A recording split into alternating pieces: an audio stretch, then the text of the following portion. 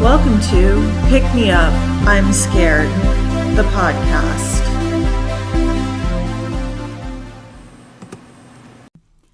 I'm your host, Madeline. And I'm your co-host, Kenna. All right, Kenna, today we're going to start the pod with me asking a question that I actually already know the answer to, but I'm going to ask it anyway. It's a good, kind of narrative construct to lead us into the episode. Have you ever left the United States? Yes, one time. And you went to? Mexico. Yes, Mexico City, right? Yeah, it was fun.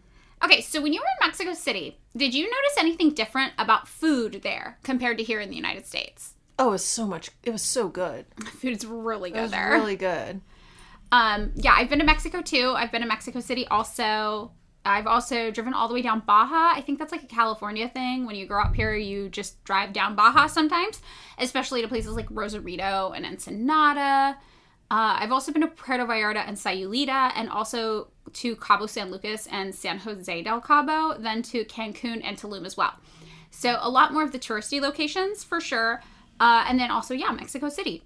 And I feel like when it comes to tourism, I feel like it's almost better as an American to stay in the touristy spots in a different country. Like, we're the Americans traveling, and we need to be kept in a tourist zoo so we don't ruin anything for the locals, you know? Like, I don't know if that's accurate, but I feel like it's more socially acceptable for me to be in designated tourist spots in another country. Like, someone decided it's okay for me to be there. I feel like I haven't traveled enough to know. Yeah, I really don't know. I don't know if this is real or not. This is just what I got in my head. But yeah, one of the things I noticed in Mexico in general, even in the super touristy places where a lot of Americans go, is that there's a lot less fast food there than there is in the United States. Did you notice that? Oh, yeah. Yeah, like they definitely have it, but it's not on every corner like this here. It's not as ubiquitous. Right. Okay, so at this point, I'm going to take a second to do like a little content warning to talk about what today's episode is going to be about. So today's episode is going to be all about food. And more specifically, the difference between what foods are considered safe here in the United States compared to in other countries, how the FDA plays into all of this, and why people in other countries generally say that the food in the United States is terrible and disgusting, and then how capitalism intersects with all of that. So this was a topic recommended by two of our Patreon subscribers, Chris and Faith. So thank you both for the recommendation. And in case you're wondering if this is an episode you should listen to or sit out or whatnot, I am not going to be talking about weight at all in this episode, but I will be talking about some health-related things as they pertain to food safety, as well as food accessibility, including people's eating habits to some degree, including fast food and packaged foods. So if that sounds like something you'd rather not hear, it might be a good episode to sit out. Mm-hmm. So, Kenna, are you ready to get back into this? Yes. All right, let's go. So, I did some research on my theory here about fast food in Mexico compared to here. Huh.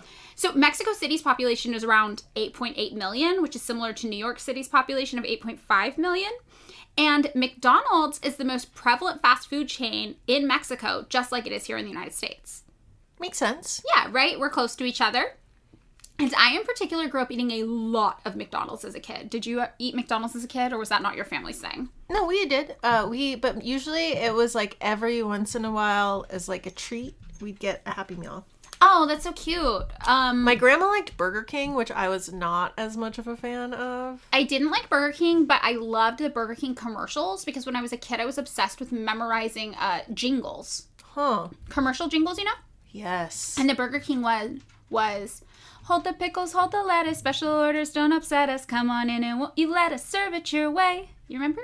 No. No? Oh, okay. Just me. Just me. I have different jingles that I know. Oh, okay. Like the Juicy Fruit gum. Which one was that? It's like, juicy fruit, it's gonna move ya. Juicy fruit, it gets right to ya. Juicy fruit, the taste is gonna move ya. That's a pretty good one. That one sounds like hip. Like cool. Okay, have you seen that movie Inside Out? No. Like, in it, the little girl whose brain they're in, like, every once in a while, that a memory of this, like, jingle from this, like, commercial just comes in, and I'm like, every once in a while, just, it hits, you know, since I was a child. Yes. I got that one stuck in my head. I mean, it's a pretty good one. I feel like if I had ever heard it, it would be stuck in my head, too. So when I was a kid, my dad and I ate McDonald's all the time. Like, my dad pretty much raised me on his own, not fully on his own, but it was mostly just me and him for like the first 12 years of my life. And he was busy. He worked a job, you know, so lots of times at night we would get McDonald's for dinner. That was like a thing. And also, I have obsessive compulsive disorder. And in my childhood, it actually manifested, I think, with me meticulously collecting McDonald's Happy Meal boxes and organizing them compulsively in flattened stacks in my closet. And I hid them from my father because they attracted bugs because they were like grease stained and gross. But it was like my collection and it could not be broken up. And that's a thing that I've psychologically is very important to me. Like, when things go together as sets, they cannot be separated. So I had this thing with my little McDonald's Happy Meal boxes. So McDonald's was like this really integral part of my childhood in my brain. And we go way back, me and the Mickey D's. And before I became vegan, I loved McDonald's, right? So when I go to different places, I definitely feel like I still notice McDonald's. It's like a habit from my childhood. There's like that little feeling of like, ooh, even though I can't eat anything there anymore because I'm vegan, right? But it's still like something I pay attention to. So being in Mexico, I definitely noticed that there were a lot fewer McDonald's there. But I thought that maybe it was just because they have their own regional fast food that might be more prevalent and I just wasn't noticing it. Imagine my surprise, though, to learn that no, that's their most popular fast food chain too. They just have a lot less of them than we do. So in Mexico, there's a McDonald's for every 321,000 people. In the US, though, there's a McDonald's for every 25,000 people. Whoa. Yeah, so it seems like my observations had some truth to them, right? Like, you know, McDonald's specifically is over 10 times more prevalent in the United States than in Mexico. Yeah, it makes sense. The golden arches are everywhere. They're everywhere. And I also kind of wanted to see how this played out with other places I've visited, too. So over the summer, I went to a few different countries in Europe, and I actually tweeted what I thought was my most underrated tweet of all time, which is Europe, home of the most beautiful McDonald's you'll ever see. Oh. Because there'd be all these like beautiful historic buildings that you're like, oh, this is gorgeous. This is hundreds of years old. Like, yes, this is art. This is beauty. And what's inside of it? It's a McDonald's, you know? And I thought this was like a hilarious statement about like neoliberal corporate dystopia compared to like the potential enrichment of humanity outside of the lens of capitalism. But no, apparently other people didn't think it was nearly as funny or as interesting as I did. But anyway, I looked up some stats, and the McDonald's is the second most popular fast food chain in Spain, where I was for a little bit, coming in right behind Telepizza. But still, there was only one McDonald's for every 86,000 people in Spain. So the USA has nearly 4 times as many as Spain does. And for Telepizza, their number one fast food chain, there was one for every 66,000 people. So nearly 3 times more of our most popular fast food chain, McDonald's, in the USA as there's Telepizza there. So also in Malta, where I went, there's a McDonald's for every 46,000 people, which is nearly twice the prevalence in the United States as in Malta. And in England, similarly, there's a McDonald's for every 51,000 people. So again, we have roughly twice as many McDonald's in the USA as England does per person. Their most popular chain, though, is this place called Greg's, which has a restaurant for every 30,000 people. So close to the USA, but still not as much as us. Wait, what is a Greg's? How come I've never heard of this? Yeah, I don't know. I've never been to a Greg's. I've never heard of a Greg's. I could look up what's at a Greg's. Well, but then in my mind, I'm like, why would I know what's popular in England? Right. Like, for some reason, I just assume that I would know everything that's popular in England. I'm like, I've never even been to England. Right, the Greg's. I think it's just because I'm like, oh, well, we came from England. We should know. Yeah, we should know. And also, Greg is just like some guy's name. So you feel like it seems familiar. It seems like if there were a fast food chain here just called Kevin's. Yes, exactly. Which actually could be fun. Could be fun. So also, again, another thing about the McDonald's in other countries is that the food they have in them is totally different than the food we have in the American McDonald's. I think I've heard stuff like that. Right. Like, the types of foods in the McDonald's are different around the world. So, like, Korea has a McChicken mozzarella burger that looks like Italian themed, and it looks so good. Mm. Yeah. And then they also have a taro pie, like instead of an apple pie. Oh, that sounds yummy. Right? Germany has a surf and turf burger that has like fish, beef, and bacon on it. That sounds bad. I think I would like that. I think if I wasn't vegan, I would eat that. I'm not into surf and turf. I don't know why the idea of combining the seafood and the steak is like not Oh, it's disturbing to you? I don't know why. To me, it feels like a collection, so it needs to be together. Oh. They also have crispy fried shrimp in Germany. I'm kind of surprised there's so much seafood. You know what? I think it's like, I think I don't like shrimp, and that's just my deal. Yes. Yeah, shrimp freaks me out a little. I could not eat seafood as a child. But I am from Colorado. It's a landlocked state. Yeah, I was going to say there's not a lot of seafood there. When I was a kid, I remember I would like go to my mom's and she would have me clean the shrimp, and that was fun until I was old enough to realize what I was doing, and then I was really creeped out by it. Because you depoop them. You depoop them, and it's a creature, and once I realized, like, oh, this is a creature, I was like, ah! Yeah, it always just creeped me out. When I was a kid, the only seafood I could eat when we went to, like, seafood restaurants was popcorn shrimp, because they're just fried. Yeah, and you can't tell what's happening. Also, I follow this girl on TikTok who lives in China, and she just goes and eats food at all these Chinese restaurants, and most of the time it's meat, so I don't know why I follow it because I can't eat it, but it still is just really interesting. But she ate this giant prawn with the shell on, and she held it like a corn on the cob and just bit into it.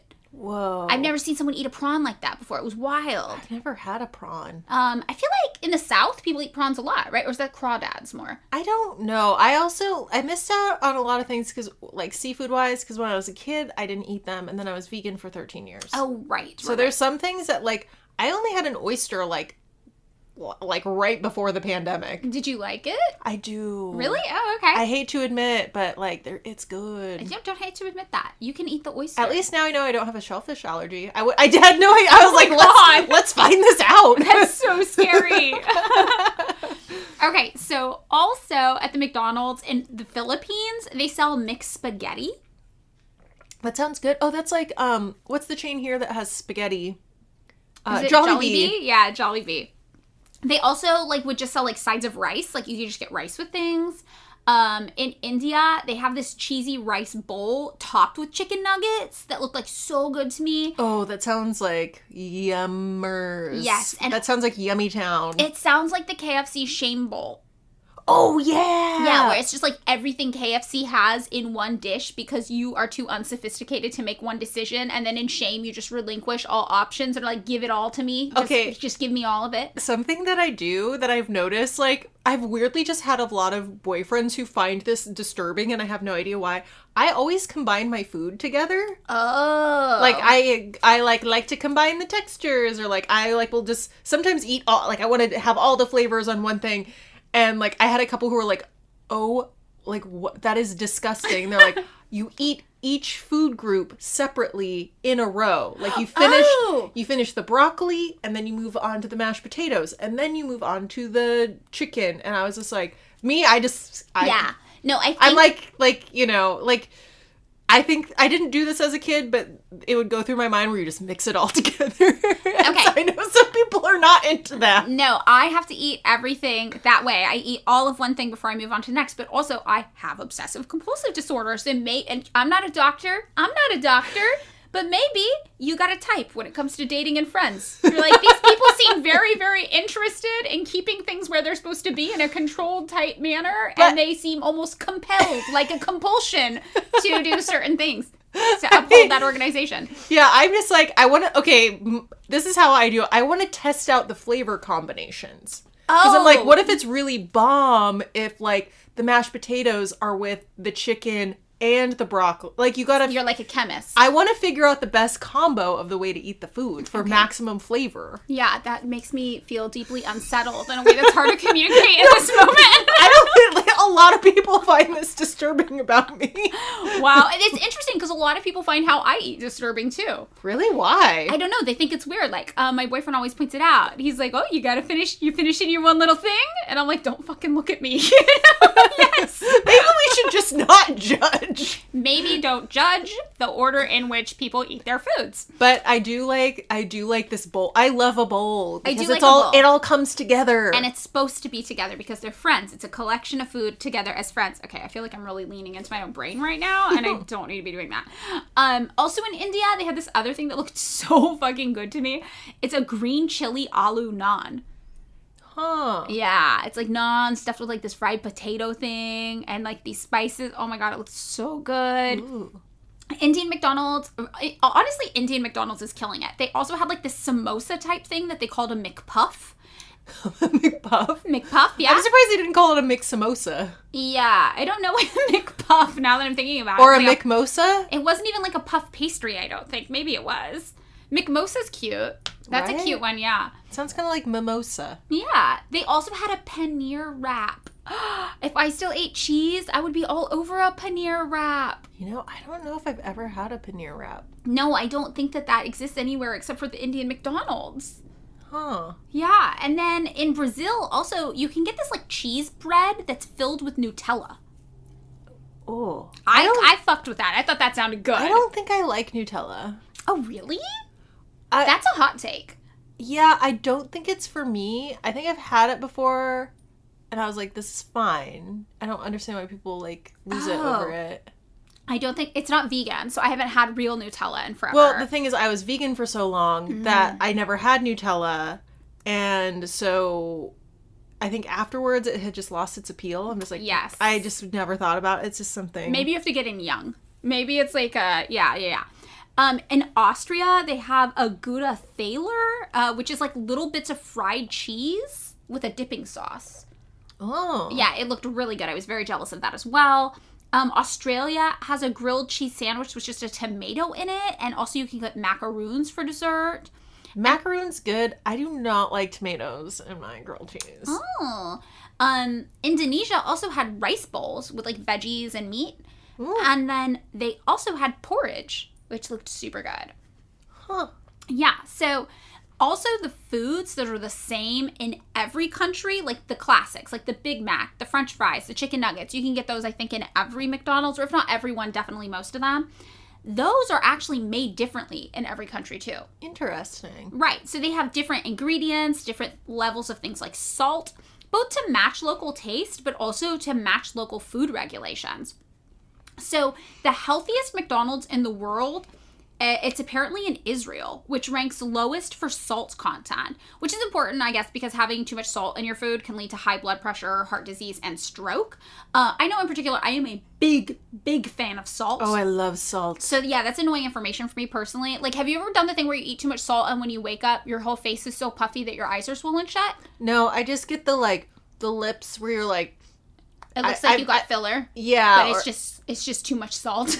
Or like, yeah, they look a little bit more like I feel like there's like a SpongeBob meme that would describe yes when I eat too much salt. Yeah, no, I like definitely eat so much salt that I would say semi-regularly I'll wake up and some part of my face will be swollen. But one time when I lived in San Francisco, I woke up and my eyes were so swollen I couldn't open them. Whoa. And I was living with my boyfriend at the time and I had to be like, what's going on with my face? And he's like, your eyelids are so swollen. And I was like, okay, maybe it's the salt thing. And I just like laid down for 2 hours and eventually it went away. But I like couldn't open them. That's how much. Wow. Anyway, so, you know, the thing about salt being like really bad for you and probably going to kill you, that's very disappointing information for me. And these different like regulations, they contribute to this totally different eating experience from country to country, even at a fast food level. So like, have you ever heard people from other countries be like, what the fuck is up with American fast food? Like, this food tastes totally better where I'm from. I think I've heard that on TikTok. Yeah, I've seen people on the internet say it. So in Japan, for example, Japan has the second most McDonald's per capita right after the US, like in the world. It goes like United States, Japan. So you would think like, oh, if fast food's supposed to be super unhealthy and bad for you, like Japan's health would be not so great. Because the United States, our health's not so great. We don't have the best life expectancy. You know, we're not doing so well. We also don't have the free healthcare. Yeah, the free healthcare is a major part of it. I know, like, I don't know the particulars of Japanese healthcare, but from the little I do know, it seems like it's not like here. It's like you can go to the doctor pretty much, like, and it's not going to be like $60,000. Correct. So American lifespans rank 40th in the world. Wow. On a global level. We're not doing so great. But Japan, they regularly rank first place. And they eat, you know, a lot of fast food too. They have the second most McDonald's per capita, you know, and they are doing great at lifespan. Similarly, Australia has the 5th most McDonald's in the world, but their lifespan is the 4th longest in the world. Wow. Yeah, Switzerland has the 8th most McDonald's in the world, but their lifespan comes in at 2nd. And it's not just McDonald's. Like Japan and Switzerland regularly rank in the top 10 countries that consume the most fast food in general. Wow. I've heard that food in Switzerland, I mean, food everywhere is bomb. Right. Super good. But like, oh wait, I think I was thinking about the Netherlands where they have breakfast is toast with sprinkles on it. And that's the breakfast I want in the morning. You know, you're onto a sweet breakfast. I know. I am a sweet breakfast person. Yes. I do not like a savory breakfast. I'm the opposite. I need a savory I honestly breakfast. just want, like, if I could do it every morning, I would just have like a piece of lemon meringue pie and a cup of coffee. Oh, that sounds good though. It's a little tart. Yeah, I like that. I feel like though here in the United States, we're constantly told that our eating habits are bad or lazy. And lots of times people just put emphasis on how often we eat things like fast food as if to like condemn us. Like, yeah, well, like Americans are like lazy and gross. All they eat is fast food. But as we can see, people in other countries eat fast food a lot too, and they still end up healthier than us. So it can't just be fast food alone that's contributing to this like diminishing overall health and well-being of Americans. It has to be a combination of things, right? Including regular access to healthcare, which you mentioned, Kenna, and which we talked about a lot in our episode number 22, Miss Universal Healthcare. So if you want to hear more on that, definitely listen to that episode. But also, at least a little, it has to take into account what foods we're eating here in the United States that are different than places around the world, right? Yeah, I would imagine. I don't know. Yes. Okay, so to understand this, we have to really understand the way Americans eat. There's this thing called the standard American diet. Have you heard of this? Sometimes it's called the Western diet. Mm-mm. Okay. So basically the standard American diet is the term used to describe the types of foods that we just like to eat here in the West and in particular in the United States. Right? Obviously, every region has its own cuisine because that cuisine tends to stem from like unique historical, cultural, and geographic components of wherever that place is, right? So like if you live in a cold place, you're probably not going to develop a cuisine that's rich in citrus, right? A dry region probably isn't going to develop, or is going to develop rather something with more grains and dry goods as a base because you have to be able to like transport it long distances where you can't grow things. So here in the United States, our local cuisine is influenced not only by the foods that were native to the region when Europeans colonized it, but also by the history of those European nations, which is why food in the United States varies so much even from state to state, because different places in the United States were colonized at different times by different countries. Also, though, our foods are heavily influenced, especially today, by capitalism, which controls which crops are grown here, as well as the corporate influence of what foods are sold to us, what foods are even available in the areas we live in to eat, and obviously our own individual proximity to wealth and accessibility that wealth affords us is going to influence how we eat too. So these are all things that go into deciding what the standard American diet is. Obviously, again, there's a lot of variation from region to region and regional specific foods, but just in general, these are the similarities in how Americans eat. So the way we like to eat here in the United States, people typically describe it as a lot of processed foods, refined carbohydrates, added sugars, refined fats, high-fat dairy products, and red meat, which results in fewer, fruits and vegetables being consumed, less legumes, and less whole grains. So I feel like we hear a lot of these terms thrown around a lot, like processed foods, added sugars, but like I've never known what they actually mean, because to me, when people describe them, I'm just like, yeah, that's food. That's just food, Yeah. I'm a little bit confused because it seems like some things that seem like things that are processed can still be natural. I'm like, what is processed versus natural versus, I'm just like, I am confused. Yes. Well, I'm glad you asked because I thought we could break down every single one of these terms, starting first with processed foods. Okay. All right. So we hear a lot of buzz about processed foods. People talk about this all the time. You should cut down on processed foods. Don't eat so much processed foods. Oh, you eat a lot of processed foods. And that's interesting because it actually is a pretty vague and loaded term. It literally just means a food that has been changed from its natural state.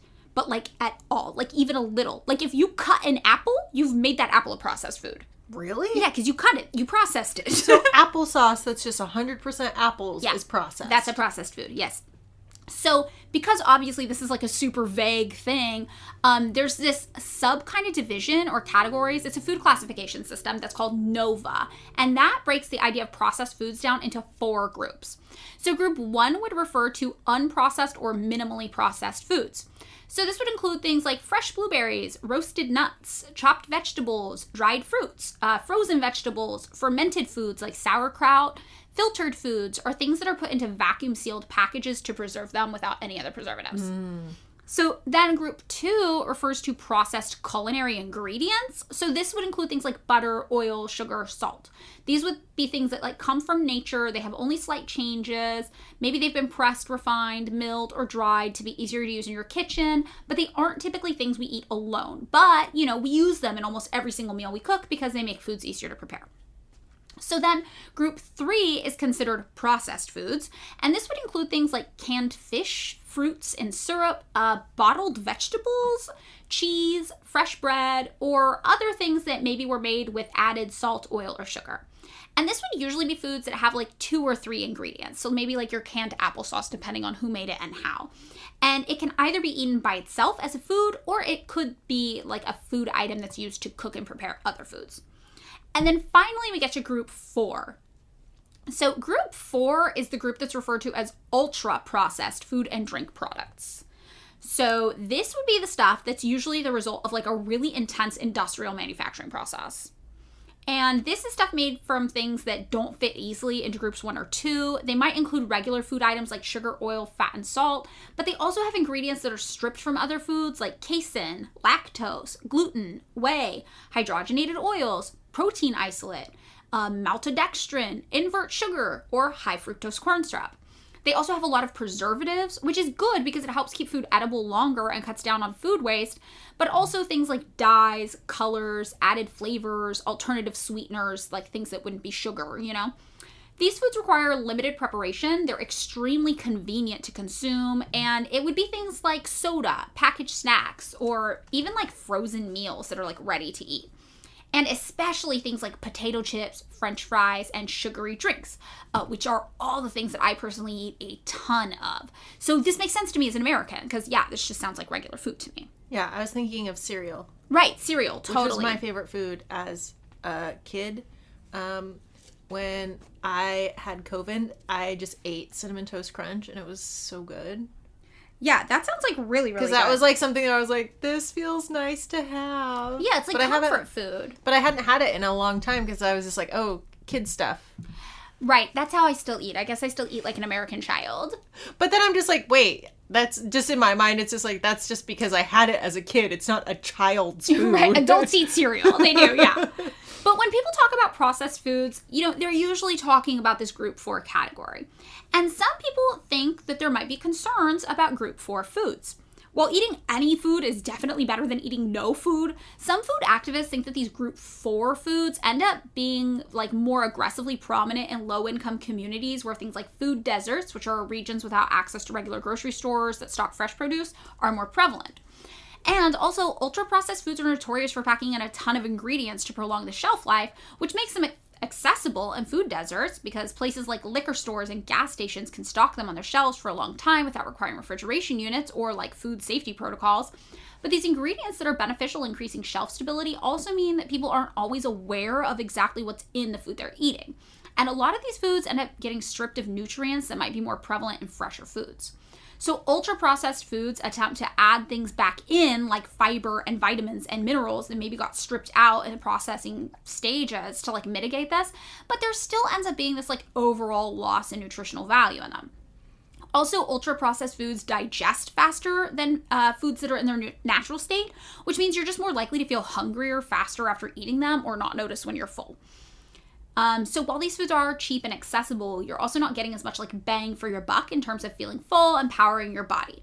And also this one study showed that your risk of cancer goes up with the amount of ultra-processed foods you consume. This is kind of like a buzzword about like processed foods and cancers, but there has been some scientific data that definitely links the two. And another study found a 10% increase in the consumption of ultra-processed foods was associated with a 14% higher risk of death in general from all causes. Wow.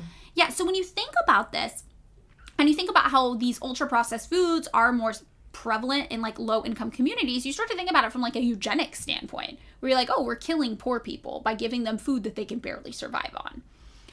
So it's important to note, that ultra-processed foods aren't just a villain in the broad sense. Processing foods has increased the planet's ability to keep people fed, and eating something, again, is always better than eating nothing or eating not enough.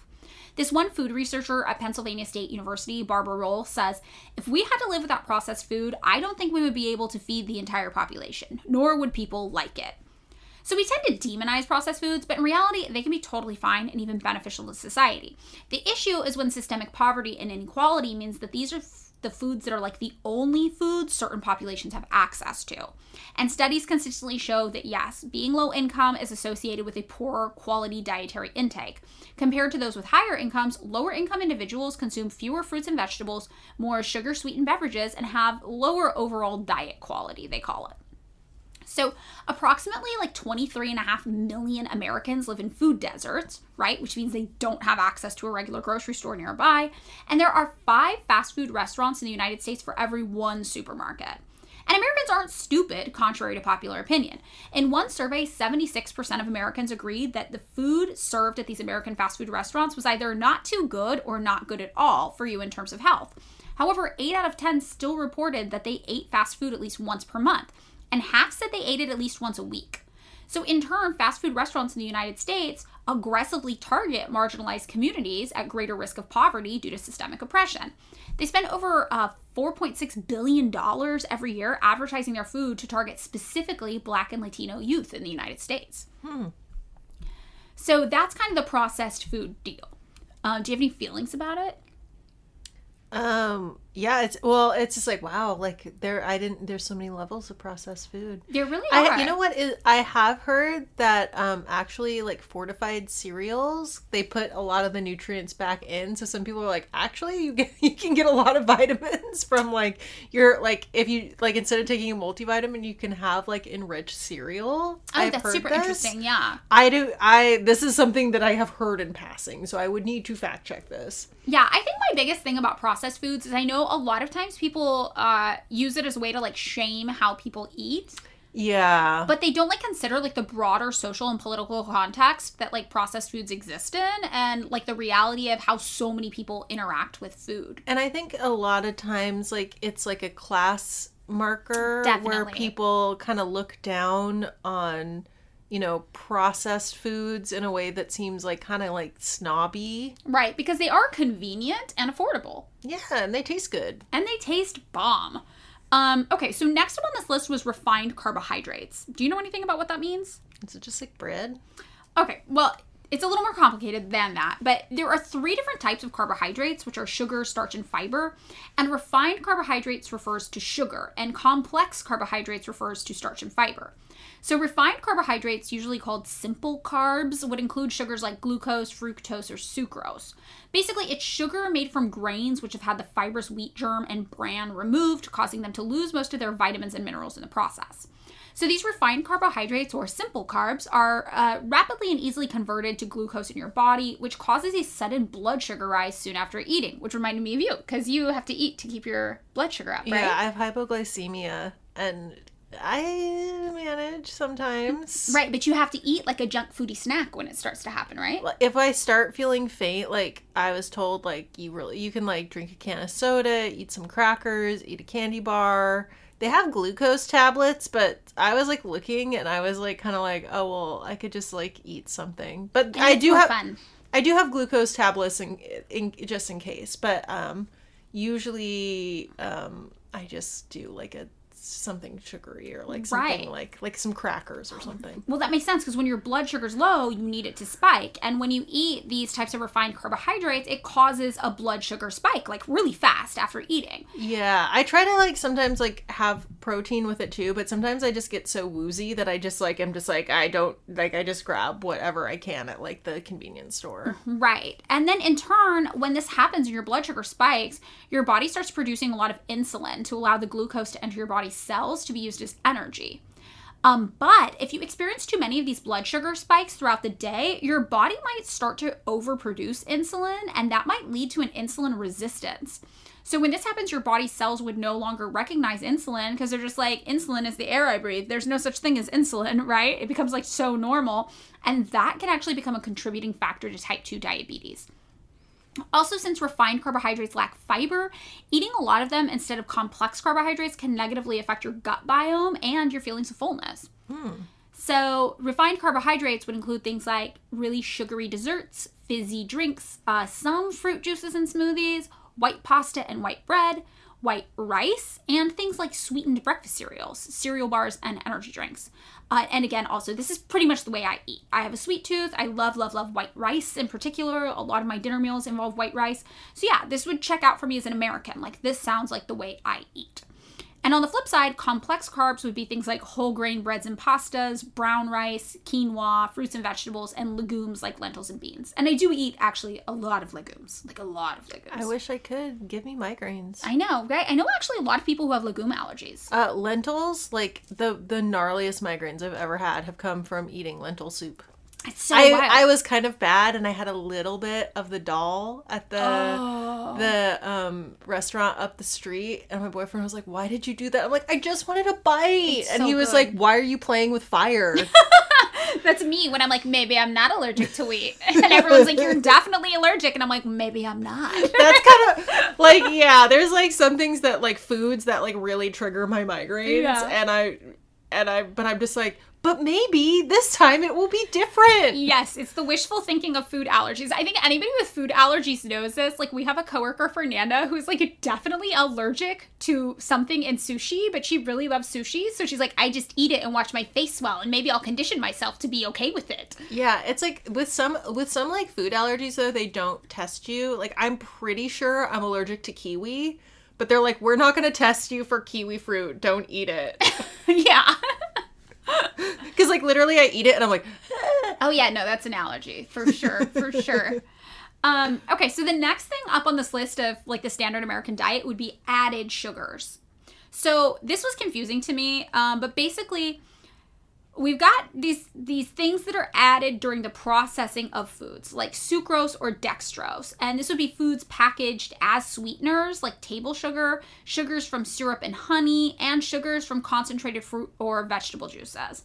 So some sugars are obviously naturally occurring in food, like things like milk has lactose, that's a sugar. Or vegetables, especially fruit also, those both have fructose, that's a sugar. But added sugars would be things in like cakes or pastries, or even like I add agave syrup to my coffee every morning. That's an added sugar. I used to do that as well. Right, and the USDA sets this like maximum daily allowance of sugar at 10 teaspoons. That's like how much every American should have per day. But that's less than the amount of sugar in a 12-ounce can of Pepsi. I know. I was like, I feel like a Coke has like 15? Yeah, I definitely consume a fuck ton of sugar every day. I would probably say that is correct. Yes, you watch me consume sugar all day. The coffee Cokes. Yeah, the coffee Cokes, the Celsius. Though you have cut back on the coffee Cokes. Yeah, because they turned my teeth brown. I had to do a teeth whitening strip just to get them kind of okay again. I looked in the mirror and was like, what the fuck is happening to me? And then I was like, oh my god, it's the coffee Cokes. I don't mean to laugh, but no, that's like... it was funny. Yeah. Yeah. Coffee, but I love my coffee. I love coffee. I'm just like, enamel be damned. Right. Okay, so the American Heart Association actually recommends even less sugar than the USDA does. It says you should only have 6 teaspoons if you're a woman and 9 teaspoons for a man, which I think is misogyny. That's what I'm going to call that. I'm like, why? And if you're non-binary, you're immune to all effects of sugar and you get to just party, I guess. That's really cool. But the average American, it doesn't even matter because we exceed both of these upper limits. Like, we consume on average 22.2 teaspoons of sugar a day. And knowing how much more sugar I consume than the average person, I feel like I probably eat around 30 or 40 teaspoons of sugar a day. And I know I'm really not supposed to eat it too much because of my blood sugar. And I feel like I definitely am over that 10. And I know it's hard though. Like, it's like, intellectually I know, but then I'm just like, it's hard to keep track sometimes. Especially like, my memory is really bad. And it's not realistic, I think. Like, I wouldn't even know how to begin to calculate how much sugar was in something. And like, not just sugar. Like, if you're supposed to remember how much of everything you're eating all day and how much the limits are supposed to be, what are you going to look at the label on everything you consume and keep like a tally written on a piece of paper in your pocket for how much you've eaten? I've tried this for the sugar thing. I just fucking forget. It's hard. It's like, I'm just like, I just try to eat so my blood sugar doesn't crash. Right. I just think some of these expectations are unrealistic here to place on the consumer. Yeah, it's like, dang, that's a lot of work. Like, yeah. A large part of our sugar consumption, like on average 33% in the United States, comes in the form of just sodas and soft drinks. So my coffee Coke is really cutting into my sugar threshold. You know, it's funny because it's funny. I actually prefer the diet drinks, and I don't know why. What is the sweetener used in like a Diet Coke? Aspartame. Okay, got it. Which everyone's always like, it has the aspartame in it, but I was like, actually, you would like literally have to like drink a lake of it for it to affect it. I don't know, but I feel like, let me have my Diet Coke, please. Yes. Yeah,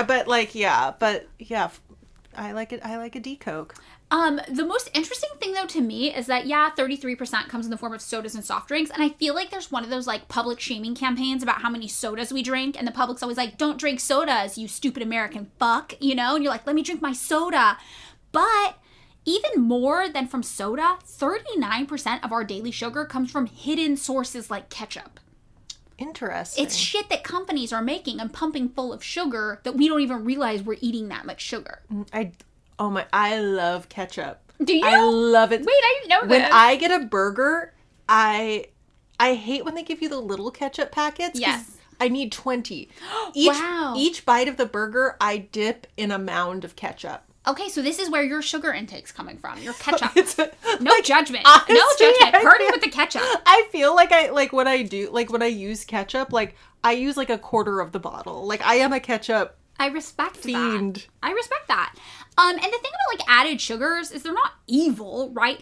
But they don't have essential nutrients in them. Meaning you can fill up on them and not have room left over for things that might actually carry nutritional value. So you can just like be eating sugar, like and then you're like, I'm full, and your organs are like, I need a vitamin. And you're like, no room, full of sugar, haha. I feel like I do that sometimes where like I was like, or like I'll get really busy and like forget, and I'm just like, why do I feel weird? And I was like, I think I need a vegetable. Yes. And I feel like, okay, this is just conjecture, but I feel like some people's bodies are more sensitive to this than others. Like I grew up eating like very standard American, like lots of fast food. Before I went vegan, I was very like meat, cheese, bread. That's all I ate. And I like prided myself on that. I was like meat, cheese, bread. Like all I need is meat, cheese, bread. My boyfriend on the flip side grew up with his parents, like urban farming, like gardening in their backyard of their like Inland Empire house. He grew up eating so many vegetables, and we used to go on a lot of road trips. And I remember one time we were in Idaho, and it was definitely a food desert. We had not seen a grocery store in days. And he had a full, like, mental and physical breakdown. And he was, like, shaking and crying. And I was like, what is happening? And he's just like, I need a vegetable. Like, I need a vegetable. And for someone like me, I'm like, I can just eat, like, Taco Bell, like, every single day. And my body's like, all right, more of the same. But for him, his body's, like, not conditioned to eating that way. I feel like it's like people seem to paint with broad strokes where it's like everybody is different. Yes. Like some, for me it's going to be different, and like I actually like I don't know a ton about like hypoglycemia and blood sugar. I know enough to like if I feel like I'm going to faint, like I got to eat. I actually went to like a nutritional counseling thing, but I got kind of more confused. It's really confusing all this stuff. Because they told me to eat more eggs, and I was like, I can't eat eggs because they make you sick. My stomach does not like an egg. Like, yeah. I'm not going to go further. I'm not going to do the TMI. I remember this about you, that you can't eat eggs. That's so weird. Even though I want to, sometimes I can do half a hard-boiled egg. Yeah. Well, the thing is, like, these added sugars, they're not evil. We talk about how you kind of fill up on them and you don't have room for the stuff that your body actually wants. But they also can contribute to things like type 2 diabetes, heart disease, having a weakened immune system, having higher blood pressure, and premature aging. So, not the worst guys in the world, but not the best thing for you to be putting in your body, probably. Yeah. Although, it reminds me of this TikTok I saw the other day where this, like, 110-year-old lady, they were like, what's the secret? And she's like, I drink 3 Dr. Peppers a day. Oh, yes. And she outlived all her doctors. She's like, my doctor told me it was going to kill me. I outlived him. Yes. And I was like, let this lady drink her Dr. Pepper, damn. Dr. Peppers. Yeah, so the next thing in this list is refined fats.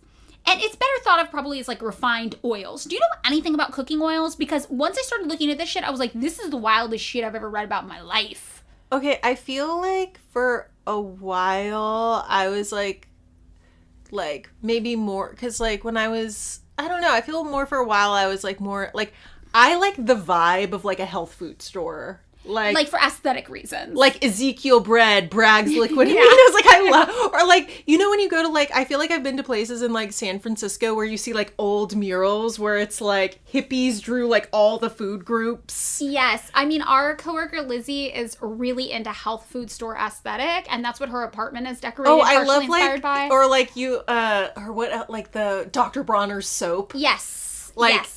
So I think I was like looking at something and they're like, which oils to do? And I was just like, I'm very confused. They're like olive oil or avocado oil. And I was just like, Yeah, it's really, really confusing. And again, I'm just like, how the fuck is the average person supposed to be accountable for every single thing they put in their body when it's impossible to even remember or keep track of this shit? Like all of that like personal accountability with how we eat thing. I'm just like, this is such garbage. And when you get into refined oils, you really see how, because who the fuck is supposed to know this? So a refined oil is just a product that's been subjected to a process of purification and neutralization. And that's one of the things where if somebody told me that at a party, I'd be like, oh, of course, yes. But in my head, I'd be like, what the fuck is that? What does that mean? What is purification and neutralization? And then I realized I really don't understand what oil is at all. If you had, like, in my mind, how they make like olive oil, like, I was like, Kenna, how do you think oil is made? And I was like, okay, they put it in like a cylinder tube and they just shake it. Okay, you're not far off. Wait, what? You're not too far off. Okay. Like, okay. but I'm just like, in my mind, I'm like, they don't even pit the olives. They just shake them around real hard. I mean, it's not that big of a stretch. I think what I was picturing was actually just how they make wine in like olden Just town. stomping on the olives. Italy. I thought that, I was like, that's oil, right? And I'm like, no, that's like wine, and I don't think people actually do that. Why does it fuck that up in my brain? Like, that's literally how they still make wine. And I'm like, Kenna, I don't think that's like literally possible. Like, No. it would take they would be so labor intensive. Yes, and then we'd all be drinking foot wine. I don't think a lot of people would be down to drink foot. Oh, they would. That's a market. That's a kink market. Have you seen those? No shame on that, but No. But have you seen those TikTok videos that are like, is this fetish content? And it'll be somebody like duetting like a weird video that's like, this is a DIY for how you make socks. And you're like, this is a weird DIY. And then people will duet them and be like, is this fetish content? And they'll watch it and they'll be like, yeah, it's fetish content. And you're like, that's why I didn't understand or follow the DIY. That's why it's not for me. Every time I see barefoot wine, I think it was made with feet. It was made with feet. Okay, so what all this means, the purification and the neutralization of the refined oil, basically, right, oil is just a form of fat that's liquid at room temperature. And the way we usually think about oil is in the form of cooking, right? That's what we use it most for, cooking oils.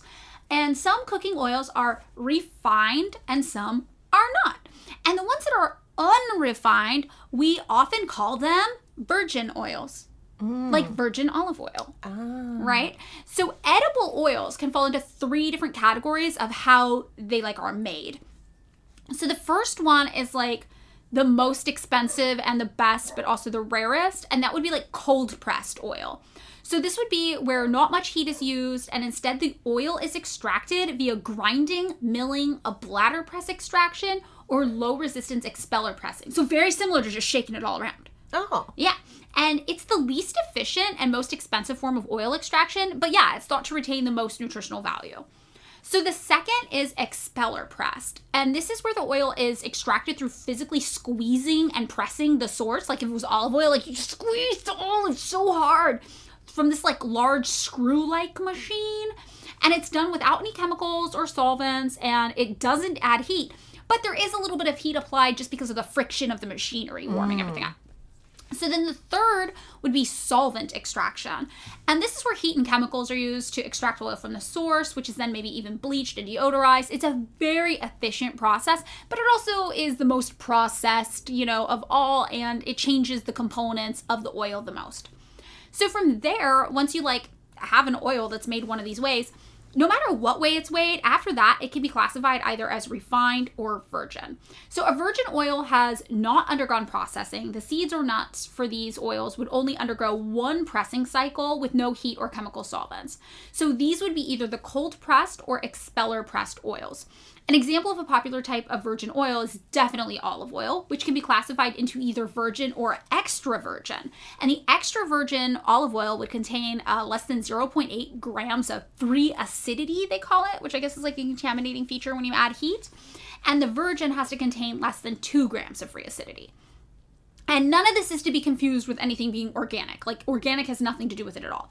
Organic would have to be how the crop was grown. So this is just about how the oils are refined. So a refined oil would be pressed, but then undergo additional processing to neutralize fatty acids or remove phospholipids.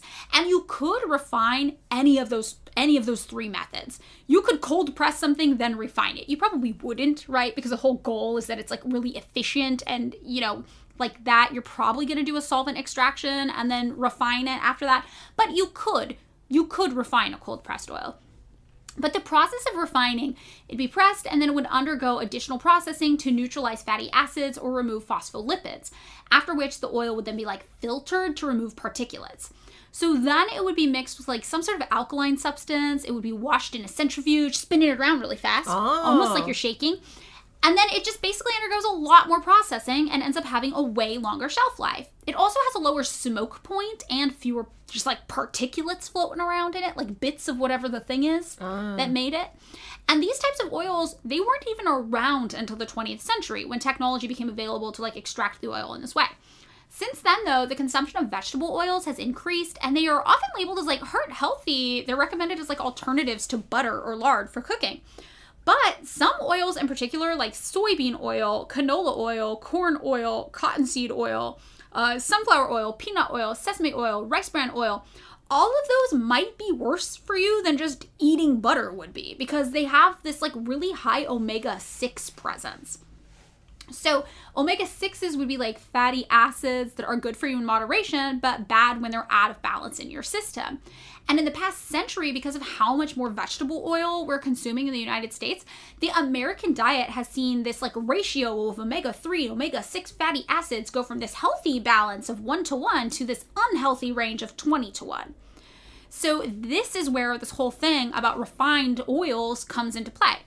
While any type of oil can be refined or virgin, refined oils tend to be considered better for deep frying because they have a low smoke point. Oh. Yes, and I love deep frying. When I was in college, my boyfriend got me a tabletop deep fryer as a Christmas gift. Wow. This is how much I love deep fried foods. So again, I am very much the standard American diet. But the temperature and heat that's applied to whatever cooking oil you use, it actually has a lot to do with how healthy or bad for you or good for you the food you eat is. Because refined oils oxidize during cooking, which makes them potentially more dangerous to consume. So refined oils that are heated to a very high temperature for a long period of time or are repeatedly reused, those are particularly susceptible to oxidization. Evidence on how much this impacts health, it's kind of contradictory. People have some ideas floating around. They know it does something, but there's not a lot of research on it. This 2015 review published in the British Journal of Nutrition basically, I think, had the most fair assessment of all the data that's been collected. They were like, look, cooking with any form of vegetable oil, it's probably safe. It still makes sense to try to minimize that oxidation as much as you can by avoiding heating refined oil to very high temperatures for long periods while cooking. They also concluded that since you can't be sure how oil is treated when you're eating at restaurants or whatever, it's probably a good idea to limit foods that might have encountered oxidizing like oil in cooking, like deep fried foods. Like just make those at home so you know what's going on if you want to be super healthy. But again, not super realistic. I'm not deep frying at home. I'm sorry. I'm deep frying everywhere. I'm going out to consume deep fried foods, and I'm coming home to consume deep fried foods. I want to be able to consume the deep fried foods at all locations. You have a pocket deep fryer? I wish. Be great. So basically the reason why this whole refined oil thing is even a thing is that a diet high in refined oils or refined fats might also be a diet high in deep fried foods as a result of this whole cooking temperature thing. Not necessarily, but maybe. And most people, when consuming olive oil, for example, are actually consuming refined olive oil. Refined oils are super, super popular. Like, if you're an olive oil user, there's 60% chance it's going to be refined and only 40% chance it's going to be virgin. And that's according to a 2016 Spain study. And I don't know if this is just like me assuming, but I would assume Spain would be having the better oil than us because they got all the olives there. Yeah. We got olives here too, but they're doing the olive oil really hardcore. I don't know. There's lots of olives in California. It's true, because Spain and California are the only two places with like the Mediterranean growing climate or whatever. Yeah. Mm-hmm. And Americans, we tend to prefer refined olive oil because the flavor is more mild and our palate is just more like suitable to a mild flavor. But the one study that seemed maybe conclusive on this whole refined oil thing at all found actually that pretty decisively virgin oils are better for at least the gut bacteria in your body, which is not something people usually talk about. They're not like, protect your gut biome, eat, a virgin oil for cooking. But I feel like that's the kind of practical information that people will be like, oh, okay, good to know. Everything else, I just feel like sometimes it gets wrapped up in this like weird food accountability hysteria, Yeah, like, if you eat the wrong food, you're a bad person. It's like, what? Yes. But, if somebody tells me, like, hey, if you eat the refined oil, it might throw off your gut biome. I'm like, oh, okay, that's good to know. That's good to know. And some researchers additionally do think that both refined oils and oils high in omega-6 contents contribute to chronic inflammation, which is just like a buzzword I feel like we hear a lot. And people are like, oh, chronic inflammation, it contributes to cardiovascular disease, type 2 diabetes, irritable bowel syndrome, macular degeneration, rheumatoid arthritis, asthma, some cancers, and even some psychiatric disorders. These things, though, they don't have a lot of evidence to support them at this stage. It's just speculative. And I feel like just some doctors are really into this idea of chronic inflammation, but we don't have much to back it up, really. Yeah, as like someone who has rheumatoid arthritis, like, I feel like even my rheumatologist was like, yeah, you can eat tomatoes. Like, I think sometimes, like, inflammation can be caused by so many different things. Right. Like when my arthritis is acting up, or I feel like my like hands are swollen or inflamed, it's like it could be like a myriad of different causes, Right. So, okay, the next thing in this list of the standard American diet would be high-fat dairy products. So this would be things like heavy cream, whole milk yogurt, whole milk in general, butter with like an 80% butterfat content or higher, full-fat cheeses, whole milk Greek yogurt, whole milk cottage cheese. Now, the thing is, high-fat dairy products aren't necessarily a bad thing for you. In the 1980s and 90s, it seemed like all the health food nutritionists were like recoiling in fear at the thought of full-fat dairy. And I remember this in particular because in my house, we were a whole milk household. Like we always drank whole milk growing up. And when I would go to my friends' houses, they would always have the blue, like 2% milk. Oh, we had 2%. Okay. Oh, like in my house, my mom drank skim milk. Oh, no, I couldn't. My dad drank whole milk, and us children got the 2%. You were in the middle. See, I ate like a Coloradan dad. Because my family, we just drank whole milk. And when I went, I used to love milk. I loved it so much. People think it's gross, but I just like, that would be my favorite thing to drink, like a glass of whole milk. Like I would eat pizza for dinner with a glass of whole milk, and it was so good. But like I remember going to my friends' houses and I'd be like, can I have a glass of milk? And then they'd open their fridge and I'd see the blue label because the red was whole milk, the blue was like skim or 2% or whatever. And I'd be like, never mind, I'm not drinking that because it tasted like water to me. Skim milk always tasted so nasty to me. Yeah, I don't like that. So, but you remember too, like all of my friends, for example, would be like, you drink whole milk? Like that is so gross. I thought 2% was great. When I drink like when we drink dad's milk, like, which is so funny that everyone had their own particular milk, but whatever, that's fine. Like, it just tasted it tasted like I was drinking heavy cream. Yes. Like, it was like too much. I was loved it. But definitely, I feel like the 80s and the 90s, people were very like, whole milk will literally kill you. Yeah. Like you will die if you have a smell of it. Yeah, my mom was like, skim milk only for her. But now, nutrition experts are like, these high-fat dairy products are not such a bad thing at all. And there are some real benefits, actually, to full-fat products compared to alternatives. Because the alternatives will remove the fat and then sometimes replace it with like weird additives that don't quite make sense. So current research, up to date now, says that full-fat products can actually lower your risk of diabetes, help calm your digestive tract, and decrease your risk of heart disease as long as you don't go overboard on them. And the critiques of the standard American diet are usually just that we eat too much of them, I guess, and in particular cheese. Like we put cheese on everything, right? So this could be something that could be potentially bad and probably a lot more difficult for you than just drinking whole milk instead of 2%. And this other thing also that plays into this, and maybe why it's unique to the standard American diet, is that lactose intolerance is a really prevalent issue, but it also affects you more if you don't have a European background. So like 95% of Asian Americans, 74% of Native Americans, 70% of African Americans, which, now we just say black, I assume, 53% of Mexican Americans, and 15% of European Americans have a lactose intolerance. So what we see is that like white people are able to drink milk a lot more easily, probably because historically and culturally, white cultures just drank more milk, like way back in forever ago. But if you're, one of these people that has lactose intolerance, eating a bunch of dairy is going to be fucking awful for you, And there's also been some research that's showing the way we eat milk or drink milk products today. It's just, it's a little yucky. There's a lot more hormones in milk and cheese and other dairy products. And the presence of those kind of hormones might have a higher correlation to things like breast cancer. But that's not the milk itself. That's like the industrialization of milk. So one study did find that nearly 10,000 women who had consumed like low-fat diets had a 23% lower risk for breast cancer recurrence and a 17% lower risk of dying from breast cancer. And a 2017 study funded by the National Cancer Institute compared, women diagnosed with breast cancer to those without, and found that the people who ate the most American cheddar and cream cheeses had a 53% higher risk of breast cancer. Wow. So this is all just in the context of dairy they're talking about, if you're eating a lot of these full-fat dairies. And the Life After Cancer epidemiology study found that among women previously diagnosed with breast cancer, those consuming one or more servings of high-fat dairy products like cheese, ice cream, whole milk daily had a 49% higher breast cancer mortality rate compared with those consuming less than 1/2 of a serving daily.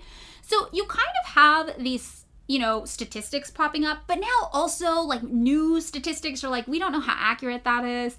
And I would assume that like probably if you have a lactose intolerance, eating a lot of dairy in general is going to reduce your immune system, right? And make you like less likely to heal because your body's trying to deal with this like foreign allergen you've brought into it. Yeah, I don't know. I don't know if I feel like you also just get a real bad tummy ache. Yeah, you're just not feeling great. And I feel like a lot of people are really allergic to dairy. So a lot of this might not have to do with the dairy itself, but it's just like, a lot of people are eating things that we're actually allergic to.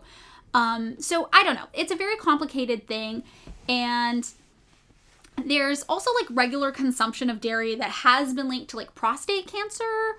So this is why when people like condemn it as part of the standard American diet, they're like, you're all giving yourselves cancer with the dairy. But, the research on this goes back and forth. And again, like I said, now lots of doctors are actually like, well, these dairy products are probably better for you than some of the alternatives. And then you also have big dairy in the mix because they're all mad at the plant-based milks. Oh, yeah. So who knows what studies big dairy's funding out there. That's kind of conspiracy brain thinking, though. Yeah. Ooh. I'm going to still keep drinking oat milk. Yeah, I definitely like a milk alternative, but also, like, I remember growing up eating the whole milk and the cheddar cheeses, and I loved that shit, and I would never want to take that joy away from anybody.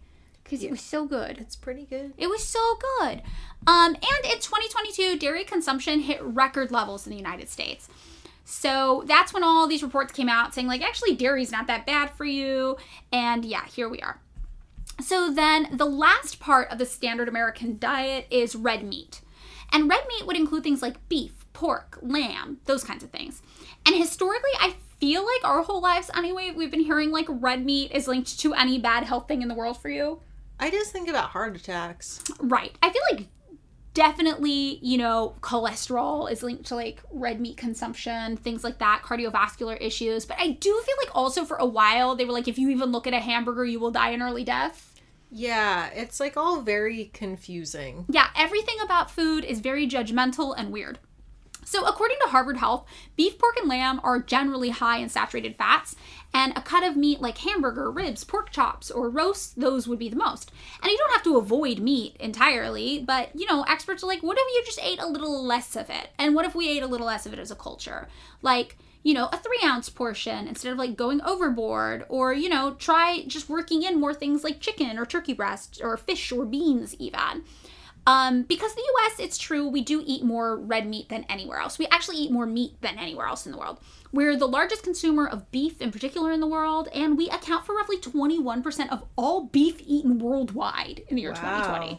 Yeah, so we're really big meat eaters here. So for them to say the standard American diet has a lot of red meat, that's not an exaggeration. We do eat a lot of red meat.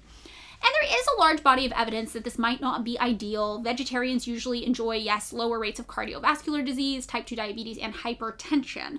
And a 2013 study of over 70,000 individuals in the United States found a 12% reduction in premature death rates for vegetarians. And studies of healthy, long-lived populations all show modest consumptions of red meat, not nearly what we're eating now. So you're not going to die if you eat red meat, right? But Americans, we do really like it. Yeah. We really, really like it. Burgers are really good. Burgers are really good. They're so good. So according to Harvard Health, red and processed meats do increase your health risks. An accumulated body of evidence shows a clear link between high intake of red and processed meats and a higher risk for heart disease, cancer, diabetes, and premature death. You don't need to eat red meat. Red meat does have high amounts of protein, which helps promote muscle growth, and vitamin B12 to help make red blood cells. This isn't what the Harvard doctor said. This is what I'm saying. But, I'm vegan. I eat nutritional yeast, and it has high levels of B12 too.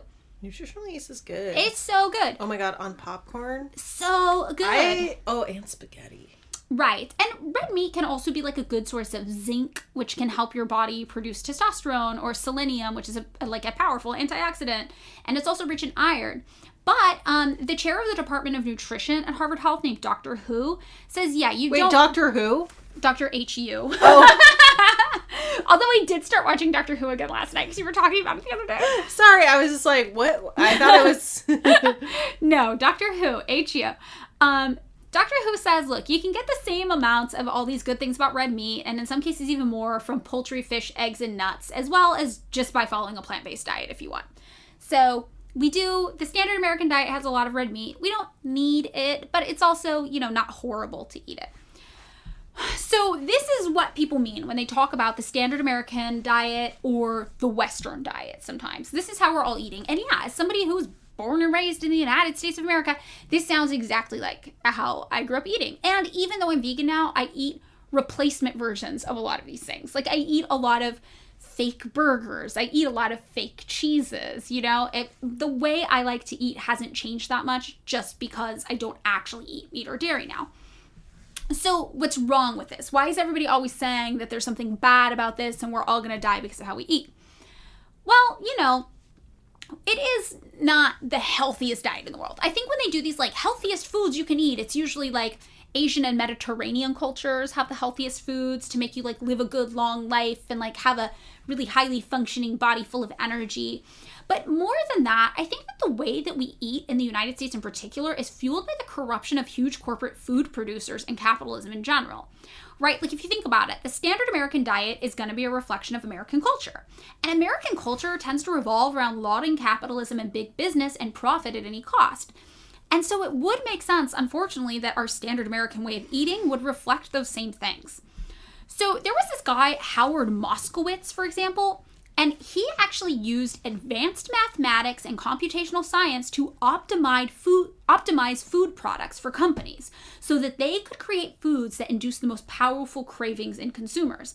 Then he would go on and re-engineer a number of food products for these major food corporations ranging from General Mills breakfast cereals to Prego spaghetti sauce by testing modifications in things like color, smell, packaging, taste, and texture on all these people, right? Market research. Then feed all the data he acquired into a mathematical model to help map the ingredients to sensory perceptions and then formulaically craft food products. This is this guy's in the United States making corporate food. And this is how corporate food goes. It's heavily tested, it's heavily optimized, and it's heavily profit-driven.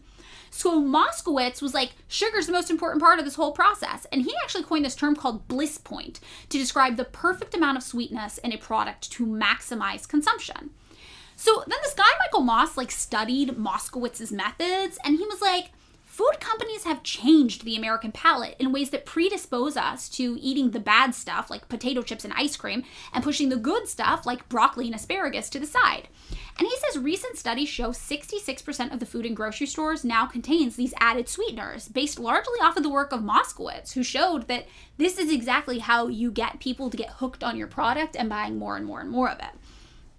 So critics claim that Most foods that fall into the standard American diet as a result of people like Moskowitz optimizing them for capitalism profit would be, highly processed with essential nutrients lost because that's very cost effective and they have a longer shelf life. They would be pro-inflammatory, resulting in injuries to muscles, joints, and organs, just because those are the most convenient types of things to put in foods and the things that we like to eat. Artificially colored and sweetened, which could be toxic to the liver and other organs, but also makes them more marketable when you look at them. Have a high glycemic index, which overworks the body's sugar processing systems to get to that bliss point of sugar consumption. They'd be low in fiber, which robs probiotics of the food that they need, because remember, if you're talking about what types of sugars to use, you would use the ones that aren't derivative from fibers to get that like sugary added sugar bonus. They'd also be like loaded with hormones, which can adversely affect the body's delicate hormone balance, and that comes down to like our industrial farming practices a lot of the times. They'd also be pesticide sprayed. And pesticides can be toxic to humans, and the pesticide thing has to do with optimized food growing in that stage. And they also might be tainted with antibiotics, which could be harmful to probiotics, and that would be something in like industrial factory farming of animals. So all of these things that are intrinsic to that standard American diet, we can trace back to capitalism 100%. So in 2020, the Royal Society conducted a study to monitor the effects of the standard American diet, which is like abbreviated to SAD, S-A-D. Oh no. I know. So they were like, let's give some people here the standard American diet for a week and see what happens. And what they found happened is that those people experienced decreased learning, worsened memory, and more hunger. The food wasn't filling them up as fast. It wasn't giving their brains the power they needed to optimize their function. It was just not really cutting it. And some researchers even found a potential correlation between eating the standard American diet and having a flat 500% increase in just like having a bad temperament, like just being miserable. Very interesting. And again, these aren't all studies. These are just some studies that were done. And Marian Nestle, who's a professor emerita of nutrition, food studies, and public health over at NYU, says, we have now the accumulated evidence, particularly in the last 5 years, that people who eat more ultra-processed foods have higher risk of diabetes, cardiovascular disease, depression, cancer, renal and liver diseases, and the studies have been overwhelming. There have been hundreds and hundreds of them. There is no doubt that this is not a good thing. It's a problem. And Newsweek published an article about this, and they said, our food is literally killing us. Food companies have tricked our brains into making us complicit, and our elected officials are complicit too. What's needed is a better understanding of exactly how processed foods make us sick, and a public reckoning with big food's role in the nation's health crisis. So far, policymakers have shown little appetite for scrutinizing the tactics of the powerful food lobby, but the pressure to curb consumption of ultra-processed foods is growing. The nation's food crisis seems to be playing out in ways eerily reminiscent of the early days of tobacco smoking more than half a century ago, before regulators caught up with big tobacco. It's no coincidence that many tobacco companies later acquired food companies. This time, it's big food peddling harmful and possibly addictive products. So this really blew my mind. And it's actually very true. Some of the biggest tobacco firms moved straight into purchasing and distributing processed foods after all of the tobacco regulations came into play. Really? Yes. So in 1985, R.J. Reynolds acquired Nabisco for $4.9 billion. Wow. And Philip Morris acquired General Foods for $5.75 billion. And at the time, that was the largest acquisition to happen outside of the oil industry in history. Whoa. And in 1988, Philip Morris also added Kraft to its portfolio and then rebranded it to Altria in 2003. So researchers claim that these big tobacco companies simply took that same research and product development that they had learned from cigarettes and tobacco and decided instead to apply it to food. And that's how we ended up with these addictive ultra-processed foods that lack nutritional value and are just kind of killing us. So that kind of brings us to this idea of food deserts, poverty, and how they play into the standard American diet. So the convenience and shelf-stable nature of the standard American diet is especially important in the context of income inequality and unstable resource allocation across the United States. By now we've all heard about the food deserts, right? Again, those are the places where Americans don't have access to a grocery store. And instead, people will rely on places like liquor stores and gas stations to get a lot of their food shopping done, which usually stock highly processed, shelf-stable foods made by major manufacturers who have the infrastructure to distribute it all across the United States. Things like chips, soda, and candy would be the most available things for low-income Americans to consume. And as The Guardian puts it, perishable goods like fruits and vegetables are more expensive and come with a greater risk of lost profits. Not only might it be more difficult to find a company to ship 12 apples at a time to a small convenience store, but if the apples don't sell in a few days, they go bad.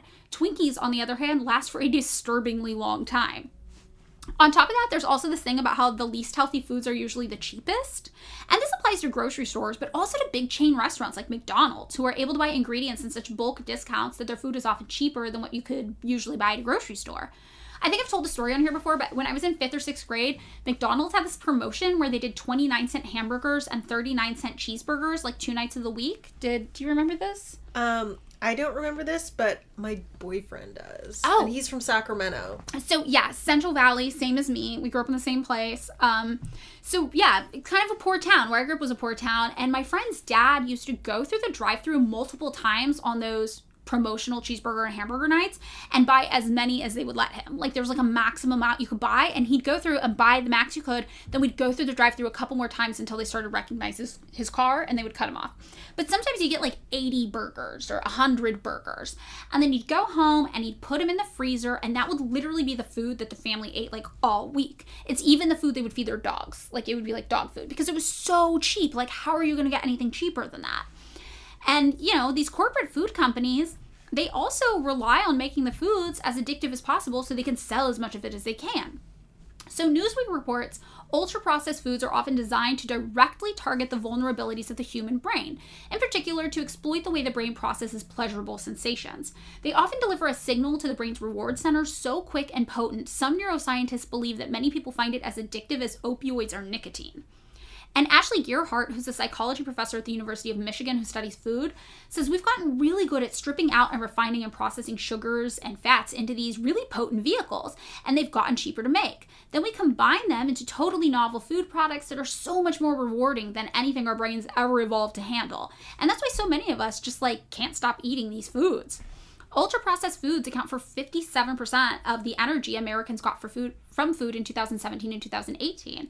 And as a result, you know, low-income Americans in particular are eating a lot more of it, usually because it's all they can afford, which also filters through the patriarchal misogyny machine of childcare that puts the onus on women to deal with all the food in the households while also working a job, meaning that low-income mothers are often, 1, too broke to buy fresh and healthy foods, and 2, too exhausted to prepare fresh-made meals. So in come this range of different types of ultra-processed foods put out by corporations, and it's like, okay, you know, you're tired, you're broke, you're underpaid, you just want to go to sleep when you get home. Here are your options. You can go to the convenience store and get packaged products like ramen and potato chips, or you can go to McDonald's and get processed Big Mac or whatever, and that'll be what you eat.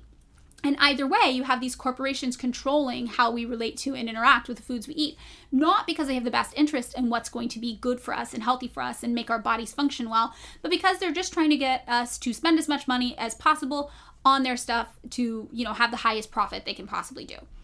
And one study found that a family of 4 trying to eat a healthy diet compared to convenient or prepackaged foods, it would cost them $2,184 more per year.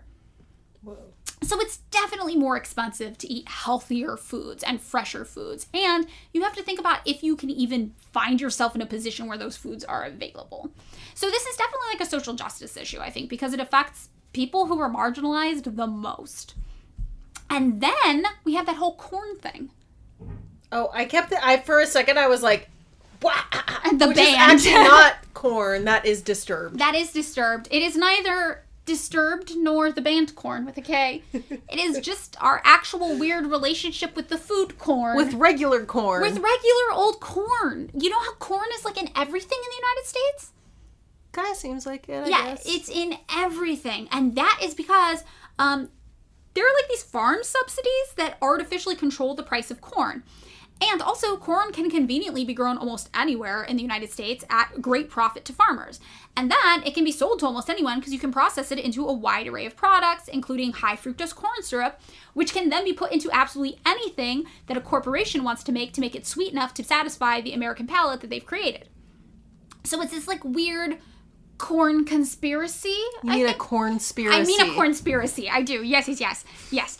The corn system receives more subsidies from the United States government than any other crop, which is why so many people are growing it. Really? Not more than soybeans, too? Oh, yeah. Soybeans and corn are the two most prevalent crops in the United States, but corn is by far the most heavily subsidized. And that would include direct payments, crop insurance payments, and mandates to produce ethanol. So in all, U.S. crop subsidies to corn totaled roughly $90 billion between 1995 and 2010, around $4.5 billion per year. And you know who paid that? Taxpayers? Taxpayers! We paid that! We're paying to poison ourselves with high fructose corn syrup, which is an unhealthy replacement for just regular sugar. Yeah. So in a country where capitalism is king, farmers are not incentivized to grow foods that are good for people and make our bodies happy and contribute to a balanced, healthy way of eating for us. Instead, they're incentivized to grow whatever is easiest and sells the most while garnering those sweet, sweet subsidies. And it's like this profit motivation created by capitalism. So author Michael Pollan says the result is that our entire diet has been colonized by this one plant. Wow. Yeah. And according to the Department of Agriculture, more than 90 million acres of American land are devoted just to corn. Wow. And if that weren't enough, in 1957, high fructose corn syrup was invented. And that is, yes, the artificial sweetener made by milling corn to make a cornstarch, which is then processed into corn syrup by adding enzymes to create fructose. It's sweeter than sugar and way, way cheaper. So prior to the 1970s, most foods were sweetened with cane sugar, which is a form of sugar that's like way better for you when you consume it in moderate amounts especially. But the US government started encouraging farmers to grow corn with subsidies, and soon corn was outpacing sugar in production, leading to sugar being replaced increasingly, yes, with that high fructose corn syrup they can make from corn. So the result was this super cheap subsidized corn, and then an abundance of corn that came out of it, and then just like, what can we put corn in to get rid of it? And yeah, everything ended up being the answer because they could put high fructose corn syrup in literally everything.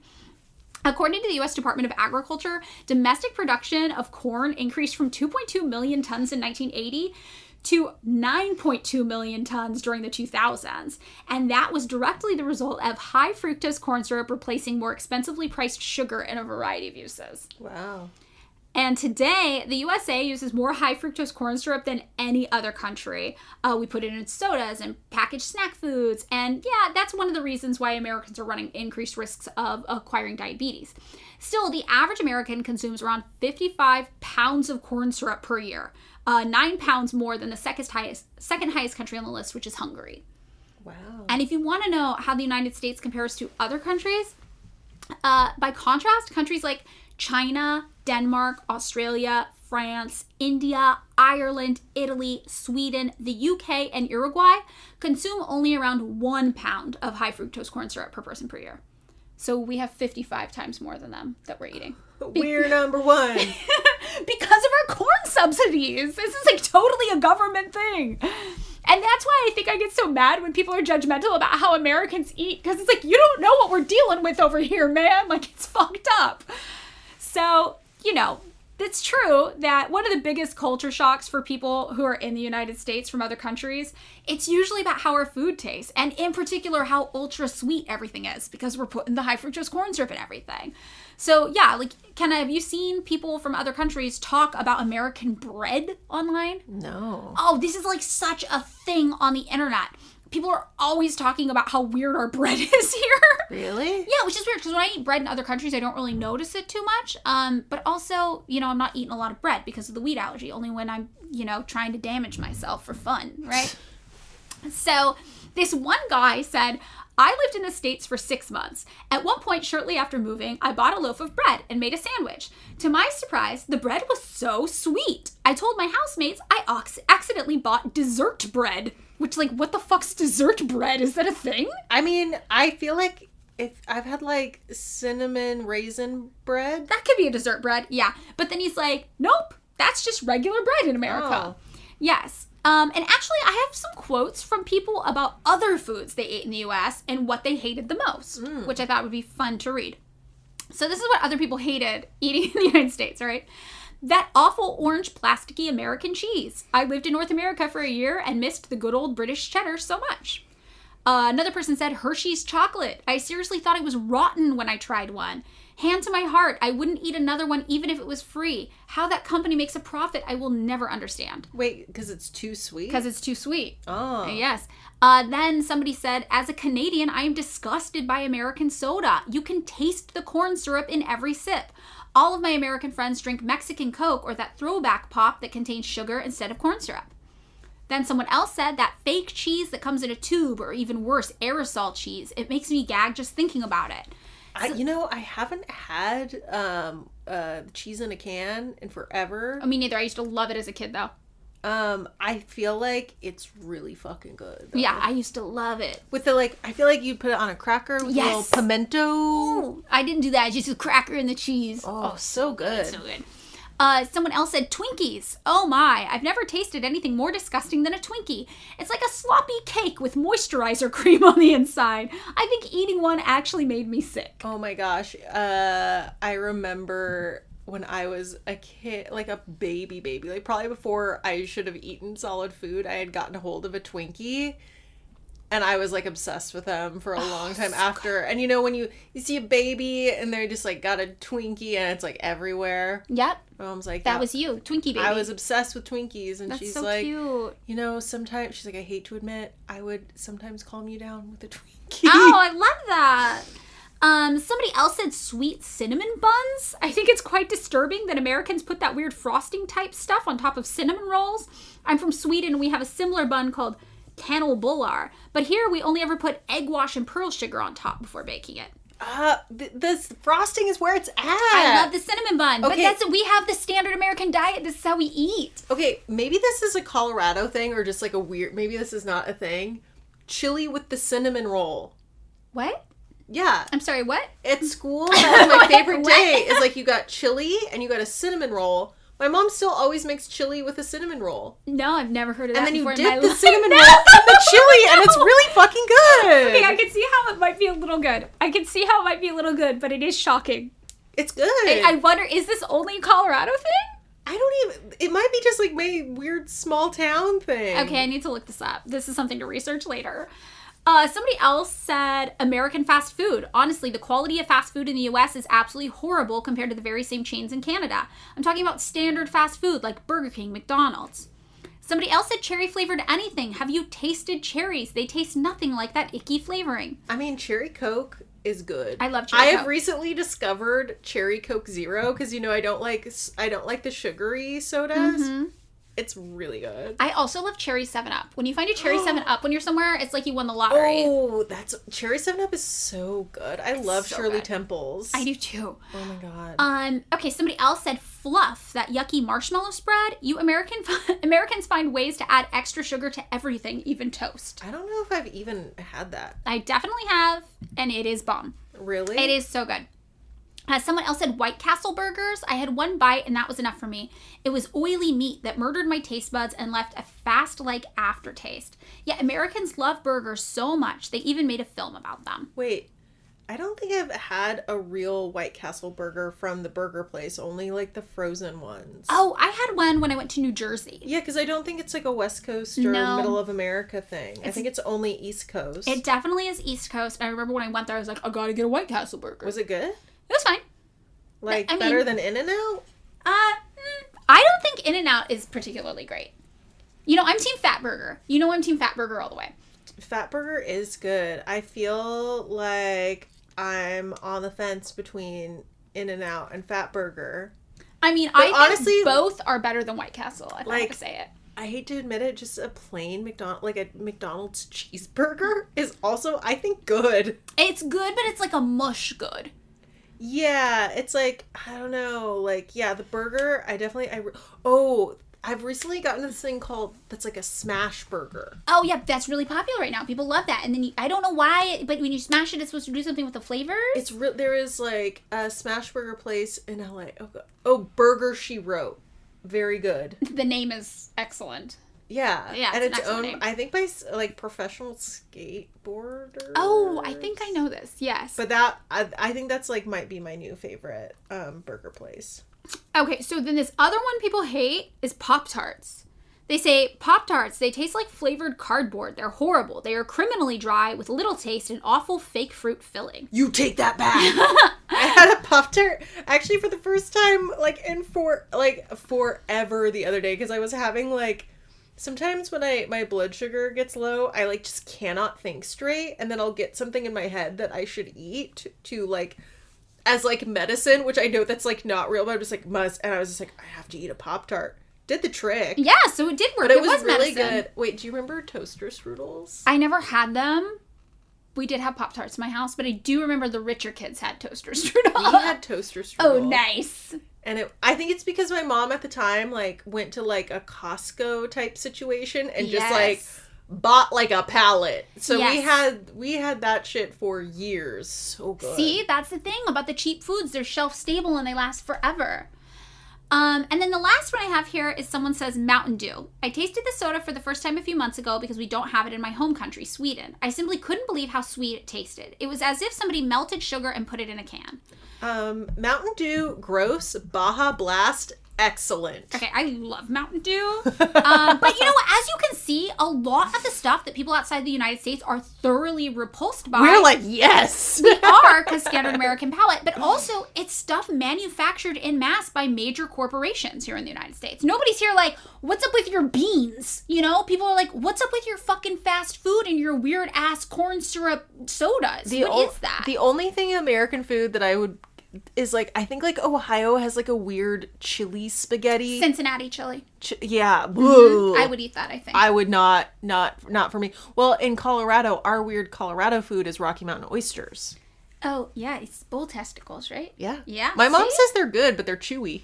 Everyone's just they're chewy. Oh, see, I mean, but I think that it's telling that the stuff that people are repulsed by, it's the same stuff that is crafted by these corporations, in particular a lot of corporations that, yes, have overlap with big tobacco, and they're making it in that casino way to light up the pleasure sensors of our brain with these really cheap, products and additives that are harmful and keep us coming back for more. And for us, we're addicted to them. So these people, the first time I ate this, it was repulsive. But we're no, we grew up eating them. They're amazing. These are the best foods. And one is cultural too, but two, I think it's also scientific, because we have been targeted aggressively with these foods, and they have been crafted specifically to grow on us and please us in this really calculated way. That guy was developing, the Prego sauce and all the cereals to be exactly what we would get hooked on. And Cinnamon Toast Crunch is the perfect food.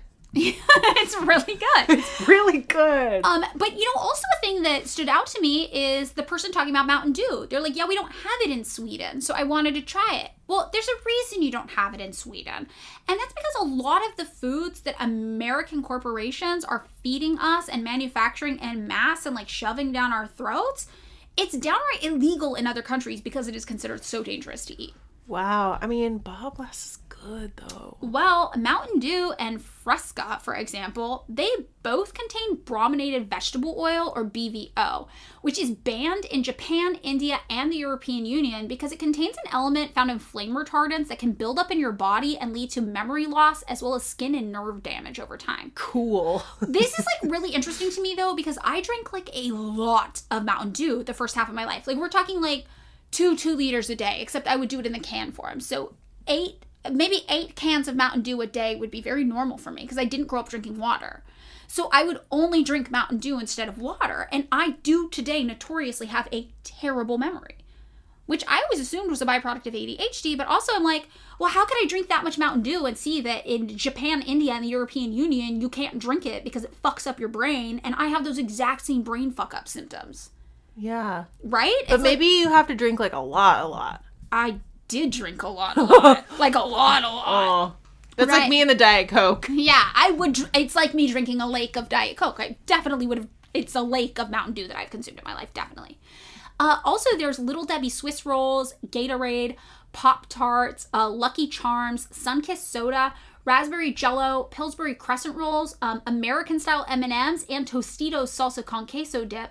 Those are all banned in Norway and Austria because they have either yellow 5, yellow 6, or red 40 food dyes, which have been found to cause adverse effects in children. And in the EU, those items have to be sold with a warning label on them, the same way we have warning labels on cigarettes here in the United States. They're dyes derived from petroleum that really fuck with people's brain and cell development. Really? Wow. Yeah. And then you've got Frosted Flakes, Honey Bunches of Oats, Rice Krispies, S'more cereal, and Kraft stovetop stuffing, like that comes in the box. Oh, honestly, like my mom made like homemade stuffing for years, and then she's like, she's like 1 year, because my mom always did the big Thanksgiving, because my sister's like was born on Thanksgiving, so my mom would always host every year, and she's like, 1 year I just made stovetop and didn't tell anyone, and they're like, this is the best your stuffing has ever tasted. And she was just like, she's like, I always did store-bought after that. Well, okay, all of that stuff, and also Farmer John pork breakfast sausages, Pillsbury pie crusts, and wheat thins, those are all banned in Japan, the UK, New Zealand, and the EU for their use of this thing called BHT, which is a flavor enhancer, but has a lot of evidence that it could be a carcinogen and has been linked to blood clotting. Whoa. Yeah. Also, Drumstick frozen ice creams. They use carrageenan, which has harmful effects on the human digestive system and is restricted in the EU. Oh, wow. Yep. American-style Skittles are also banned in the EU because they have the presence of this thing called titanium dioxide, which has been found to have the ability to alter DNA as well as causing brain and organ damage. Okay, like, I know this is just, like, a fucked up part of me, but in some way I'm like, yeah, we're sick. Like, it's like extreme sports. Like, I'm just like, yeah, like, we're intense. We are intense. Like, where I'm just like, we're like, I don't know, like, I don't know, like, it's, like, I should be like, oh, no, but I kind of was like, yeah, ha, ha. We got a death wish. I kind of feel like that's American culture, though. We're like, yeah, bring it on. We're all like Nicolas Cage in our own minds. Just like, I'm going to lick the knife blade. We're so like, we all want to be Nicolas Cage. Yeah, I mean, I'm guilty of it too, man. But when I was in London, I ate Skittles, and I remember I was like, these are really different than American Skittles, but they were super good. But Skittles is actually currently being sued in California for presence of that titanium dioxide. And that ingredient's also found in paint and plastic and adhesives, which those kinds of arguments aren't really compelling to me about food safety, because I'm like, most elements are found in everything, so like, I don't really care. Yeah, sometimes it's like... But the company did, in 2016, promise to remove the ingredients by the year 2021 in the United States, even though the U.S. didn't make them. They were just like, yeah, we got to remove it in all these other countries because it's really, really unhealthy and can cause brain damage and organ shutdown. But they just, like, didn't do it in the United States, even though they said they would. So now people in California are suing them, like a safety watchdog group. Because, like, you said you were going to do this and you didn't do this, and it's so fucking bad for people. Yeah, it's probably not good over time, especially... I just think about my boyfriend and how much he loves Skittles. I love Skittles too. They're vegan. They're accidentally vegan. Really? Yes. Okay, as a child, I went through a very heavy Skittles phase. As an adult, not so into the Skittles anymore. I'm more of a Sour Patch Kid. I love a Sour Patch Kid. I don't think those are vegan. Are they on the list? I don't think... No, they're not. They're not. You're safe. Your food is safe. Your food is safe. That's my movie food. Yes. Is either Sour Patch Kids or Red Vines and the popcorn. Red Vines is and so you good. mix them together. The popcorn, though, I got some bad news coming up. Oh, no. Okay, well, we'll get there. Okay, another thing is American-style farm-raised salmon. It's banned in Australia and New Zealand because here in the United States, we feed our farm-raised salmon this chemical called astaxanthin, which gives it the coral color that makes it easier to sell, because capitalism. But it is a petrochemical with like really bad health effects, and that's why you can't use it in Australia and New Zealand. Also, American-style milk is banned in Canada and the EU due to the presence of bovine growth hormone. And American-style chicken is banned in the UK and EU because we wash it in chlorine to make sure it doesn't spread salmonella, which just fucking kills me. We're like, just throw it in some chlorine. And other people are like, what the fuck? I do feel like when people, like whenever I've read an article, like a serious long-form article about the meat processing industry, a lot of times the journalists who write it are like, I literally became vegetarian after this because it's like really... gnarly. It's gnarly. American-style pork is banned in the EU, Russia, and China because American farmers use this thing called ractopamine to increase lean muscle growth in pigs, for example, between 40 to 60%. But that drug is banned in 160 countries. Wow. You know what's funny? I just have never liked pork. I mean, sometimes I used to love it. Sometimes I'll do bacon. Lately, I can do, like, a pork and ramen, but, like, when I was a kid, I ruined my mom's, like, Easter, like, my grandma's Easter, because I was like, I was like, is this pig meat? And my grandma was like, yeah, it's ham. And my sister was like, Me and my sister rebelled. We refused to eat ham after that, and it drove my grandma, like, up the wall. Well, you know, the reason why I started on the process of becoming vegan is because I had always heard that pigs were smarter than dogs. Like, I knew that. They're super smart. Like, a dog is as smart as a 2-year-old child, but a pig is as smart as a 4-year-old child. And I was like, okay. Well, then when I was in college, I got my dog, and she was a puppy, and I watched her solve a puzzle, basically. I had a door open, and it was kind of at a 45-degree angle, and I had a rope toy, and I threw the rope toy, and it slid under the door. So one knob of each end of the rope toy was on either side of the door. So where she was, she could only see the end with the knob, and she was grabbing the knob trying to pull it, but obviously the other one kept clunking against the door, like clunk, clunk, clunk every time she pulled it. And I saw her stop and stare at it, and then walk backwards and peek around the edge of the door and be like, I've got it, like something's blocking it. Then use her paws to grab both ends of the rope and slide it out. And I was like, that was so fucking smart. And I just had this flash thought where I was like, pigs are smarter than that? Pigs are twice as smart as that? And then instantly I was like, oh, I shouldn't be eating that. I'm not going to eat that anymore. And pork had been my favorite meat. But that's literally why I stopped eating pork, because I was like, that's too smart. That's too smart for me to eat it and feel okay. Not to get all vegan propaganda. I obviously don't care how other people choose to eat. I think how we eat is deeply personal, and like, you do whatever makes you feel good. And the most important thing is that you are eating food. Like, eat. Like, cherish your body. Put something into it. But for me personally, I was like, okay, I'm not eating pork or cow anymore because they're just too smart for me to feel comfortable doing it. Other people, like, I had a boyfriend for a long time who was like, yeah, I know they're smart, but like, also we're humans, we're animals, that's nature, like, I'm gonna eat them, and like, that makes sense to me too, you know, whatever. But for me, that was like the big thing where I was like, oh, and it started the process, and then I became vegan.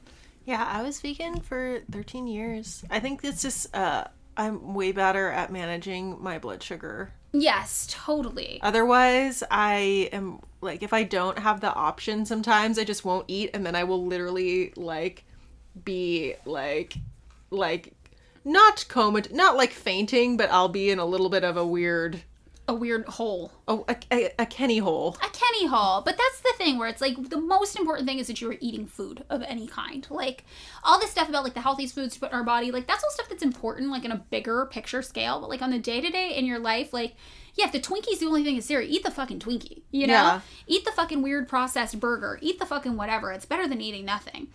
Okay, so the next on the list, sorry I went on a weird pork tirade, is Arby's sourdough breakfast bread, as well as their croissant and their French toast sticks. Those are all banned in Europe because they use this whitening agent called azodicarbonamide, yes, which has been linked to cancer. Huh. I don't really know anyone who eats Arby's, but I really need to visit the Arby's on Sunset Boulevard that the girls next door went to in that one episode. I haven't seen it, but I imagine I know which one it is because it's the same Arby's where I realized way too late that the logo was a cowboy hat. I thought it was just a weird squiggly piece of rope for like 28 years of my life. And it would drive by that Arby's every day. For like 20 years I drove by and I was like, yep, the rope. And then one day I was like, oh, it's a hat. And I just felt so fucking They stupid. just have the giant hat on Sunset. It's like, it's LA icon. Like an LA icon. It is. That's the one that made me realize. Also, I blame Mountain Dew for me not realizing that was a hat. They poisoned my brain. So then also just like American style bread in general, on top of having like all of the sweeteners, it also has something else that makes it banned in the UK, Canada, Peru, and lots of other countries. It's this thing called potassium bromate, which has been linked to cancer, nervous system damage, and kidney failure. Whoa. Yeah. Then also Doritos Light.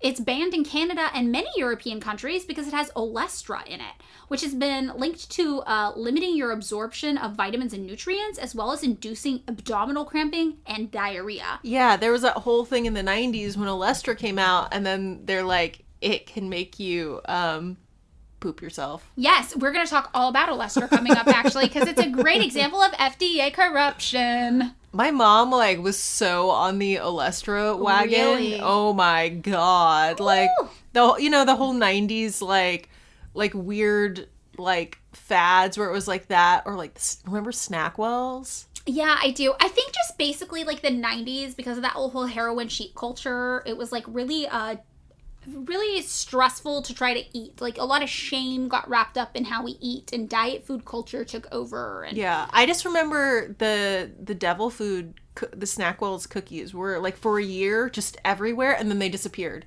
Like, for some reason, I was watching that Stanley Kubrick movie, Eyes Wide Shut, and Nicole Kidman is eating the Snackwells, and I was like, that was made in that one year when they were very popular. Yes. Also, there's Hungry Jack mashed potatoes, which are banned in the EU, Japan, Australia, and a few other countries because they contain BHA, which is also linked, yes, to causing cancer. Then there's American-style beef, which is banned in the EU due to its use of hormones like zeranol, trenbolone acetate, and melangenstrol acetates, pronunciation question mark. And all of those can increase your risk of breast cancer and prostate cancer. Wow. So the shocking thing about this is that here in the United States, we have a whole agency that's supposed to protect us from potentially dangerous ingredients in our food, like all of these. And it's the American Food and Drug Administration, referred to simply as the FDA, which is responsible for overseeing nearly 80% of the American food supply. And it's a bit concerning as an American consumer that our country says we can eat things that a lot of other countries are like, no, that shit's bad for you and should be banned. Like that one ingredient that's banned in 160 countries, I'm pretty sure there's only 180 countries on the whole planet. And we're one of the few that's like, yeah, you can eat that. That's fine. That should be okay for you. And you're just like, is it? Is it? Why can't 160 countries eat it, you know? Because we're hardcore, man. Because we're all Nicolas Cage and we can handle it, apparently.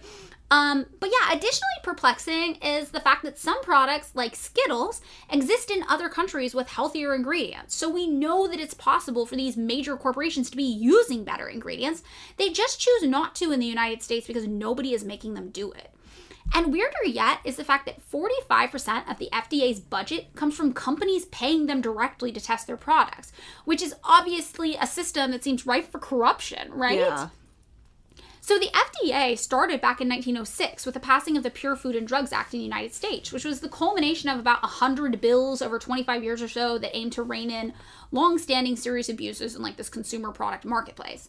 Prior to this, we had the U.S. Department of Agriculture, but then, the FDA was formed and the role of like the chief chemist from the U.S. Department of Agriculture was switched over and became the Commissioner of Food and Drugs at the FDA. So today, the FDA exists housed under the Department of Health and Human Services, and it still has that commissioner who is Senate confirmed and usually comes from like some sort of medical background. They don't usually come from like a food specific background. And the FDA monitors, some things, and then the U.S. Department of Agriculture, or the USDA, monitors some other things. So the USDA would oversee the safety of meat, poultry, and some eggs, and the FDA would do the rest. So by the 1950s, a two-lane system was kind of created to monitor food ingredients.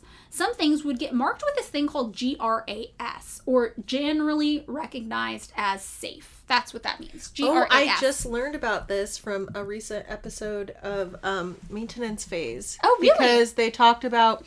You know how everyone was, like, getting really sick from, like, the Daily Harvest, like, lentils? No, I didn't know about this. Oh, it was, like, I saw this on my end of TikTok. Oh, really? People were having, like, almost liver failure because basically there was, like, this ingredient in the lentil soup that was considered grass. Yeah.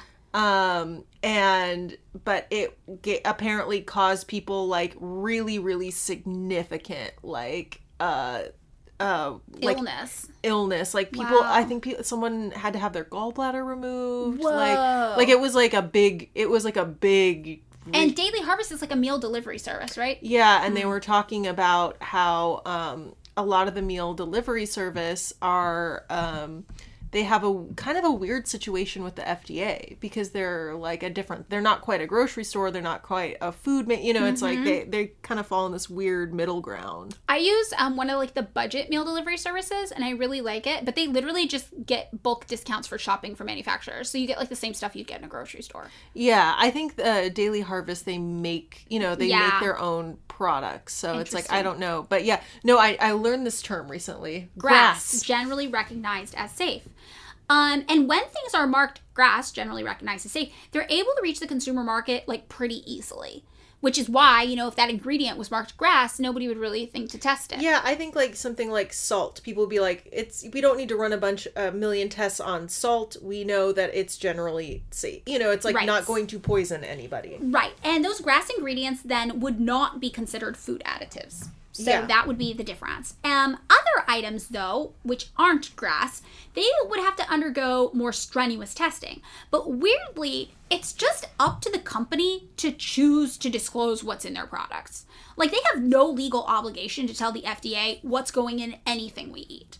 Instead, it's just like getting on an FDA inspection would be seen as a nice sales point to make food potentially more attractive to customers. Yeah. So, an example of how this works can be seen in this 2008 case about lupin. Do you know what lupin is? No. Okay. Well, don't eat it because it's a legume. Yeah. All I know is the cartoon Lupin. Oh, I don't know what that is. Oh, it's great. Oh, okay. I mean, it's not maybe Is great, it about a character that looks like a peanut at all?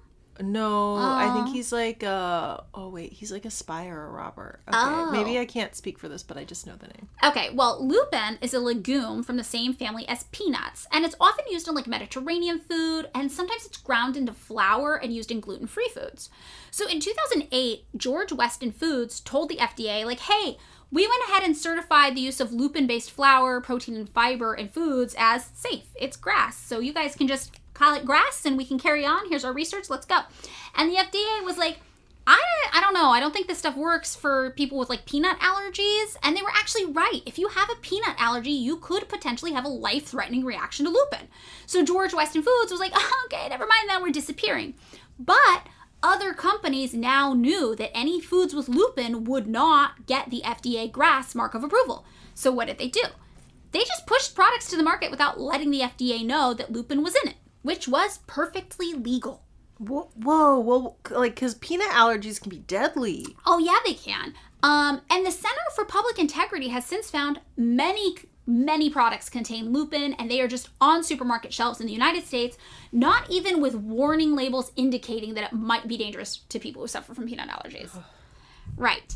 So that kind of leads us to this idea of corruption and failure in the FDA.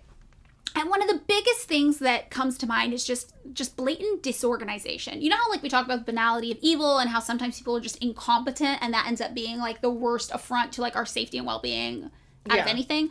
This is a great tie-in to the FDA, this line of thinking. So in April of 2022, Politico published a paper outlining the failures of the U.S. Food and Drug Administration in scathing detail. Insiders reported that the FDA is primarily concerned with that whole D part of its name, the drug and medical regulation. But the food side, it's pretty much ignored. And what part does remain is dysfunctional to an infuriating degree. So Stephen Ostroff, who served twice as the acting commissioner of the FDA, and also held like several other senior roles at the agency, most recently as top food official, he said, the food program is on the back burner. To me, that's problem number one.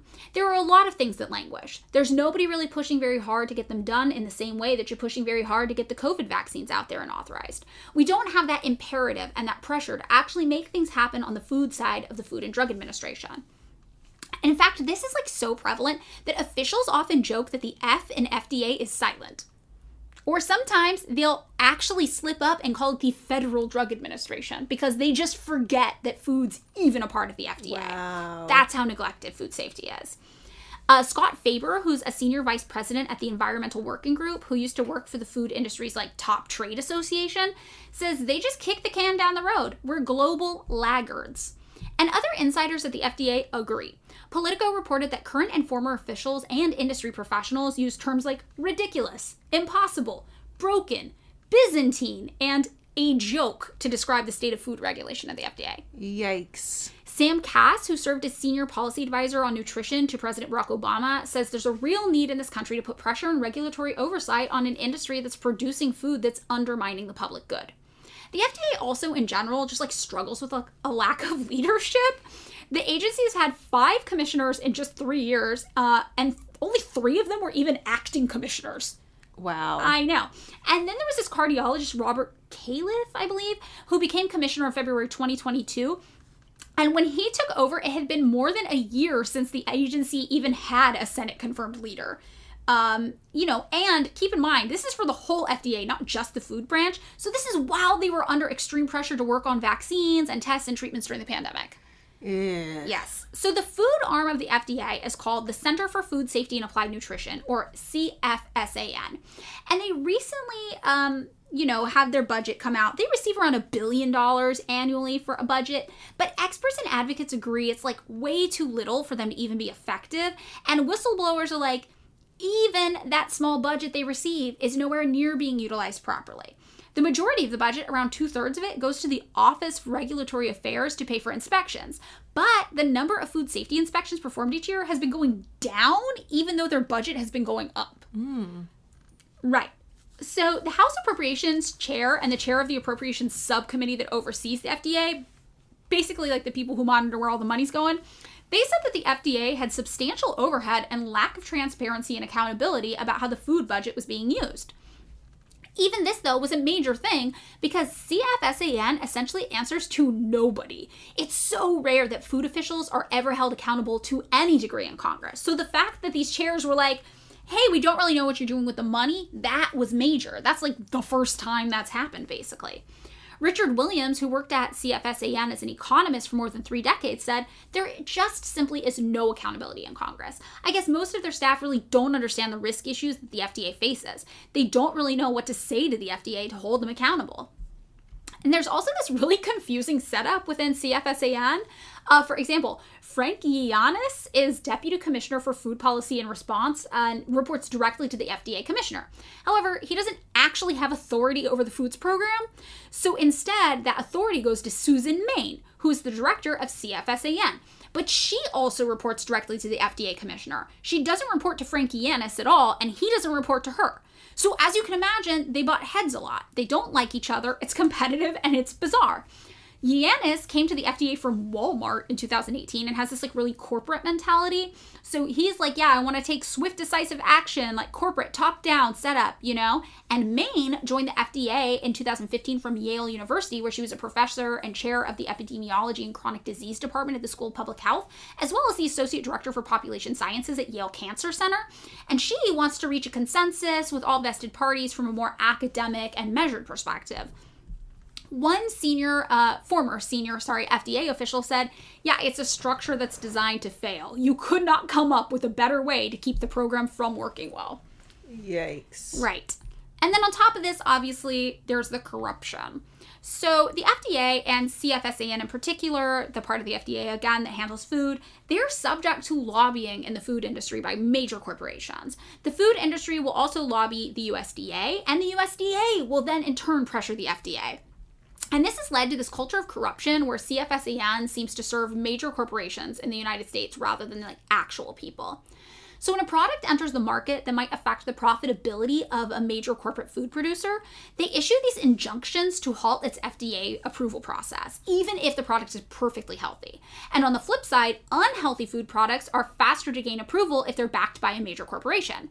So in a poll of FDA food scientists, more than a third admitted that the agency was more concerned with rushing products to market than ensuring consumer safety.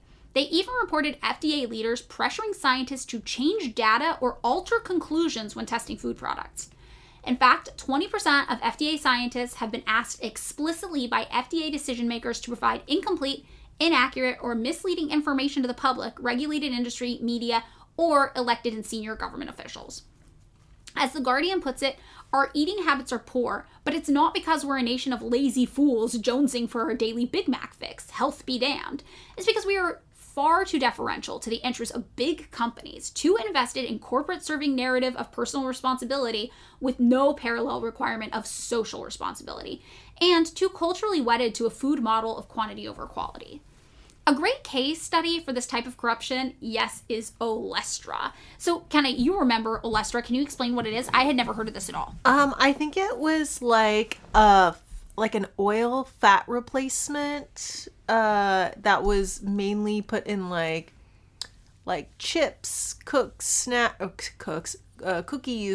snacks, the highly processed foods. Yes. And I believe it was supposed to, that was during the like low fat craze of the 90s or whatever. So I think it like was just like a oil replacement, right? Yeah, you're right. It was considered a non-fat fat, and it was created by Procter & Gamble, who of course is a multinational corporation with $35 billion in annual sales. And Procter & Gamble spent 25 years and over $200 million developing Olestra, which is a chemical that tastes and looks like fat, but passes through the body undigested. So when Olestra finally reached the market, Procter & Gamble chairman and CEO John Pepper said, "This is one of a handful of events that they will look back and help define what this company is at its best. It's been torturous and at moments a source of some anxiety, but our people have stayed with it." And Procter & Gamble was, suffice it to say, dedicated to Olestra being successful. So financial analysts at Drexel Burnham Lambert predicted that Olestra could generate $1.5 billion annually in sales for Procter & Gamble, which would make it the most profitable product in their entire corporate history at the time. Wow. Meanwhile, Olestra sat waiting for FDA approval. And to speed up the process, a June 1995 House subcommittee hearing, surprise, surprise, just happened to feature many industry witnesses who testified that Olestra was a beneficial food additive that was not being approved speedily enough by the FDA. So Congress was then motivated by these testimonies, and they were like, oh my God, why don't we have this miracle food? What's wrong with the FDA? So they started laying pressure on the FDA to approve Olestra.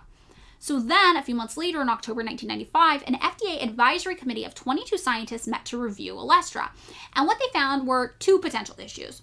One, something they called fecal urgency, which Kenna, as you touched on earlier, yes, just meant Olestra made you shit yourself. Fecal urgency.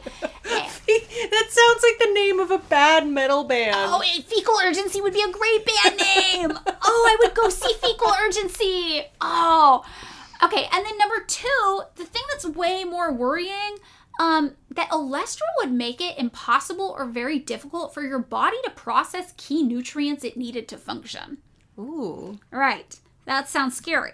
And sure enough, an FDA report noted that the more Olestra you ate, you definitely eat the more you shit yourself. Yes. Yeah, totally. In fact, 1/3 of the volunteers in the test study got diarrhea at least once while eating Olestra. So, oh, no. Yeah, there's a pretty good chance you're going to eat Olestra and shit yourself. Oh. More serious than diarrhea, though, was that idea that eating Olestra could wash your system of vital nutrients. And in particular, these things called carotenoids? C-A-R-O... Carotenoids? Carotenoids? Yeah, something like that, whatever that is.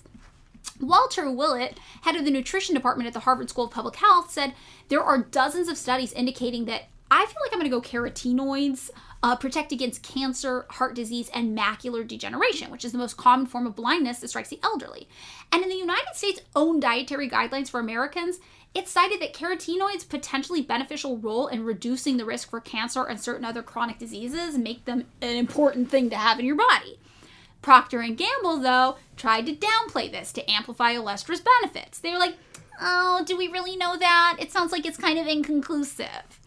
Despite these findings, the FDA's panel recommended Olestra for approval after just 4 days of discussion, at a rate of 17 in favor and 5 opposed. And notably, the panel did not include a single expert on those carotenoids. The Center for Science in the Public Interest, which is a watchdog group, said at least 9 of the 17 yes votes came from food industry consultants, and that the panel was stacked in favor of Procter & Gamble. Following the recommendation for approval, a number of distinguished scientists started lobbying the FDA to deny Olestra's approval. Walter Willett, for example, wrote a letter to the FDA commissioner wanting the widespread use of Olestra to stop, saying this could cause hundreds of cases of blindness and thousands of deaths each year from heart disease and prostate and lung cancer. Despite all this public outcry, though, the FDA approved Olestra as long as it had a label on it that said, this product contains Olestra. Olestra may cause abdominal cramping and loose stools. Olestra inhibits the absorption of some vitamins and other nutrients. Vitamins A, D, E, and K have been added. And people kind of lost it. Like, all these nutritionists and scientists wrote scathing letters to and about the FDA. People were criticizing how closely the FDA worked with Procter & Gamble on this whole thing, and that in general, just this idea that the FDA was staffed with these corporate stooges, specifically many people on the Olestra committee who would distinctly profit from its approval, including like this guy Bruce Chassey of the University of Illinois, whose department research had been funded by Nestle and Dean Foods, John Dowell of the University of Kansas Medical Center, who has worked for Pillsbury and Best Foods, and David Lineback, a consultant whose client list included Procter & Gamble. So Procter & Gamble itself, yeah, they have this huge presence in government. They actually at the time had a full-time lobbying staff and contributed hundreds of thousands of dollars to candidates each election cycle. In the 90s election cycles, around the time of this whole Olestra debacle, they donated $161,700 in total, or the equivalent of over $300,000 today, to 13 different congressional candidates, mostly from Ohio, where the corporation was based, who in turn then got together as like a little group of Ohioans. I don't know. The great people from Ohio, and lobbied the FDA on behalf of the whole state. So in February, 5 congresspeople who accepted money directly from Procter & Gamble wrote a joint letter to Health and Human Services Secretary Donna Shalala, arguing that Olestra was safe and that the FDA approval should be expedited, citing $17.8 billion in potential money that Olestra would bring to Ohio over the next 13 years. In addition to the $161,700 paid directly to congresspeople, Procter & Gamble also spent $9 million in general lobbying costs to Congress between 1997 and 1999. Wow, they just want people to have poopy pants. They just want us all to shit ourselves. And the letter worked. It applied pressure to the FDA panel to approve Olestra. And insiders at the FDA reported constantly receiving pressure like this to approve food items regardless of their safety. 8 medical officers reported instances in which they were instructed, usually by the office director, not to present their own opinion or data to an FDA advisory committee because it might have reduced the likelihood that a product would be approved. One medical officer stated, "My feelings after more than 20 years at the FDA is that unless something can be shown to kill patients outright, then they will be approved with revised labeling and a box warning." Wow. Yes. So they're like, yeah, as long as you don't die. Right. And again, this is not speaking to anything that happens on the medical side. This is all strictly the food side, which is very mismanaged and weird and corrupt. Well, I feel like it could kill someone, like especially if you're allergic to peanuts. Right? Definitely that could kill someone. Like a nut allergy is no joke. No joke. So also that brings us back around to this idea of dangerous ingredients. So Politico also reported that CFSAN repeatedly failed to take timely action on a wide range of safety and health issues the agency had been aware of for several years, including dangerous pathogens found in water used to grow produce or heavy metal contaminations in baby foods. The agency has also been slow to acknowledge other concerning chemicals found in our food, like these things called PFAS, also called forever chemicals. Have you heard of these? Yeah. This is where your popcorn comes into play. Oh, great. I know. They're toxic chemicals that we ingest when foods we eat come into contact with packaging that's made with them. And they were first discovered to have adverse health effects to humans back in 1966. But Americans still ate things like buttery popcorn that would get contaminated with the packaging and spread to the food. I've heard about this, popcorn lung. Yes. Also hamburgers, pizzas, greasy things would like soak up the chemicals from the packaging and transmit them to the food, and then you would eat them. Whoa. Yeah.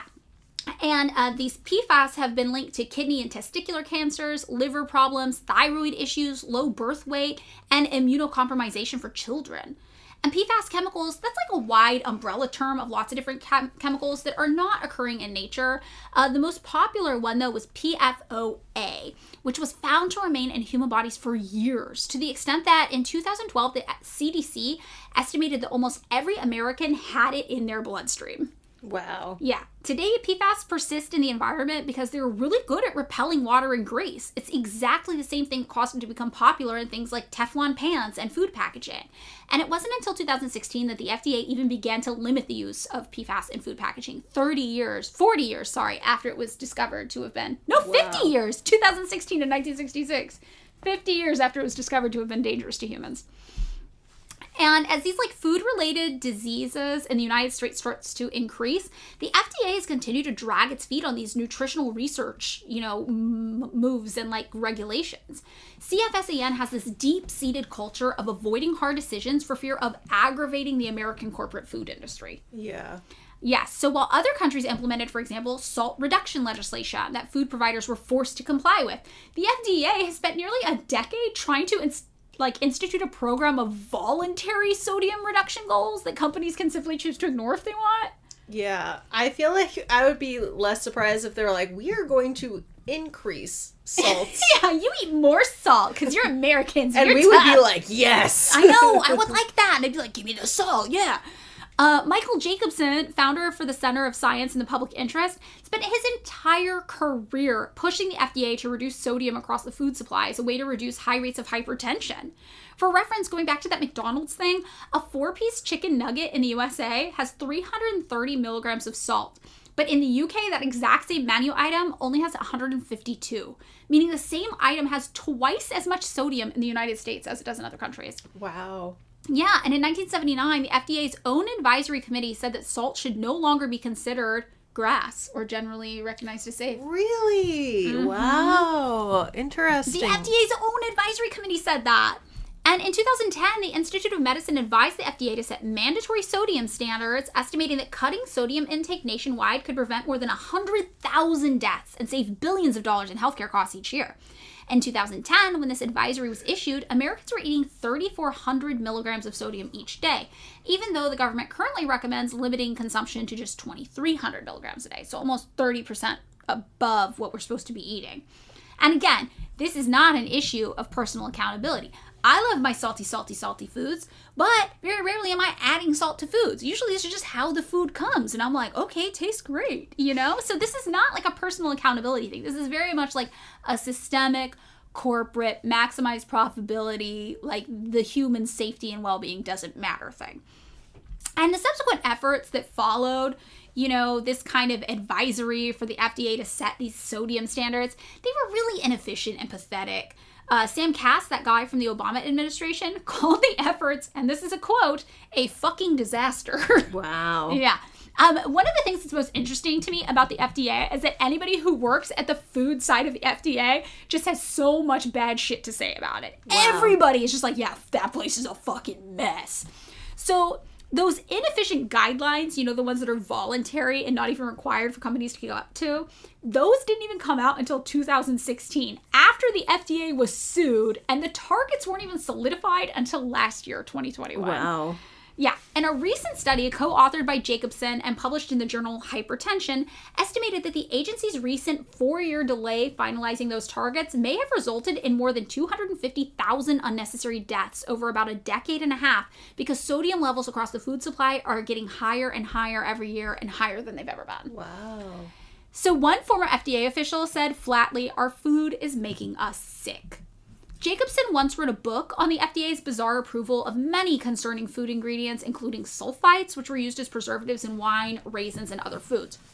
So this guy kind of has like a vendetta against the food portion of the FDA, right?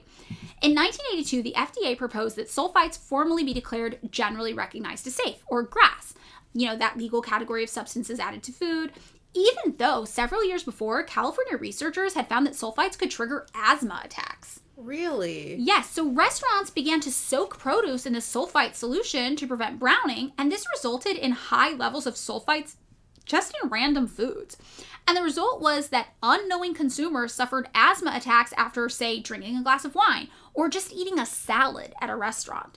More than a dozen people reported to Jacobson while he was writing this that family members of theirs had died after eating sulfite-laced foods, which made him think, well, fuck, how many other people have died and we just don't know about it? After 3 years of petitioning, a 60 Minutes TV special, and a congressional hearing where parents told the story of their young daughter dying after eating a salad with sulfite-treated ingredients, the FDA commissioner at the time, Frank Young, finally acknowledged that the agency published its GRAS proposal without updating any of its literature review. Ooh. Today, Jacobson notes that the FDA still lags on potentially hazardous food ingredients, resulting in countless unknown deaths annually. So remember those foods that were banned in other countries for containing yellow 5 and yellow 6 and red 40, for example? Jacobson pointed out that in the 1990s, the FDA's own scientists developed new analytical methods that found worrisome amounts of carcinogen benzodiazepine in those food dyes. Then, it conducted no additional testing and did nothing about it, not banning or restricting the dyes at all. Wow. Yeah. So Jacobson also pointed out that the FDA recently defended the presence of a cancer-causing contaminant in the caramel coloring used in Coke, Pepsi, and other soft drinks. Here in California, we apparently adopted a regulation requiring colas to sport a cancer warning notice unless their levels of that chemical were under 30 micrograms. Most brands have around 5 times that. But again, that's only in California. That's not in the rest of the country. Wow. Then, on top of all of that, there's this whole thing about foodborne illness and just how bad the FDA is at kind of monitoring this and controlling it. So in addition to our failure to regulate ingredients, we're failing to regulate issues that might cause food contamination and related illness. The Politico expose started off referencing a November 2021 outbreak of contaminated spinach that sent 3 people into kidney failure and made countless others in 10 states sick. This is exactly the type of thing that this 2010 congressional food safety law that passed was supposed to make sure never happened. But the increased legislation and funding failed to lead to an increased action at the FDA when it came to food safety. Today, the CDC estimates that more than 128,000 people are hospitalized and 3,000 people die every year from foodborne illness in the United States, a figure that has not gone down even since that 2010 law and additional funding was enacted. For example, in 2011, a listeria-contaminated cantaloupe outbreak made 147 people sick and 143 hospitalized. The melons were not recalled for a month and a half after they were made aware of this. Oh my God. In 2015, a contaminated cucumber outbreak of salmonella made 907 people sick and hospitalized 204. Recalls were not issued for at least 2 months after the outbreak occurred and was reported. In 2020, salmonella-contaminated onions made 1,127 Americans sick and hospitalized 168 more. It took a month and a half for the onions to be recalled. And in May 2021, more salmonella-contaminated onions made 1,040 Americans sick and hospitalized 260. It took more than 4 months for the onions to be recalled. Oh, God. In 2018, E. coli contaminated romaine lettuce made 210 people sick and hospitalized 96 of them. And out of those, 27 suffered kidney failure and 5 died. It took more than 2 months for the lettuce to be recalled, and it turned out that the E. coli was found in an agricultural water reservoir near the farm that grew it.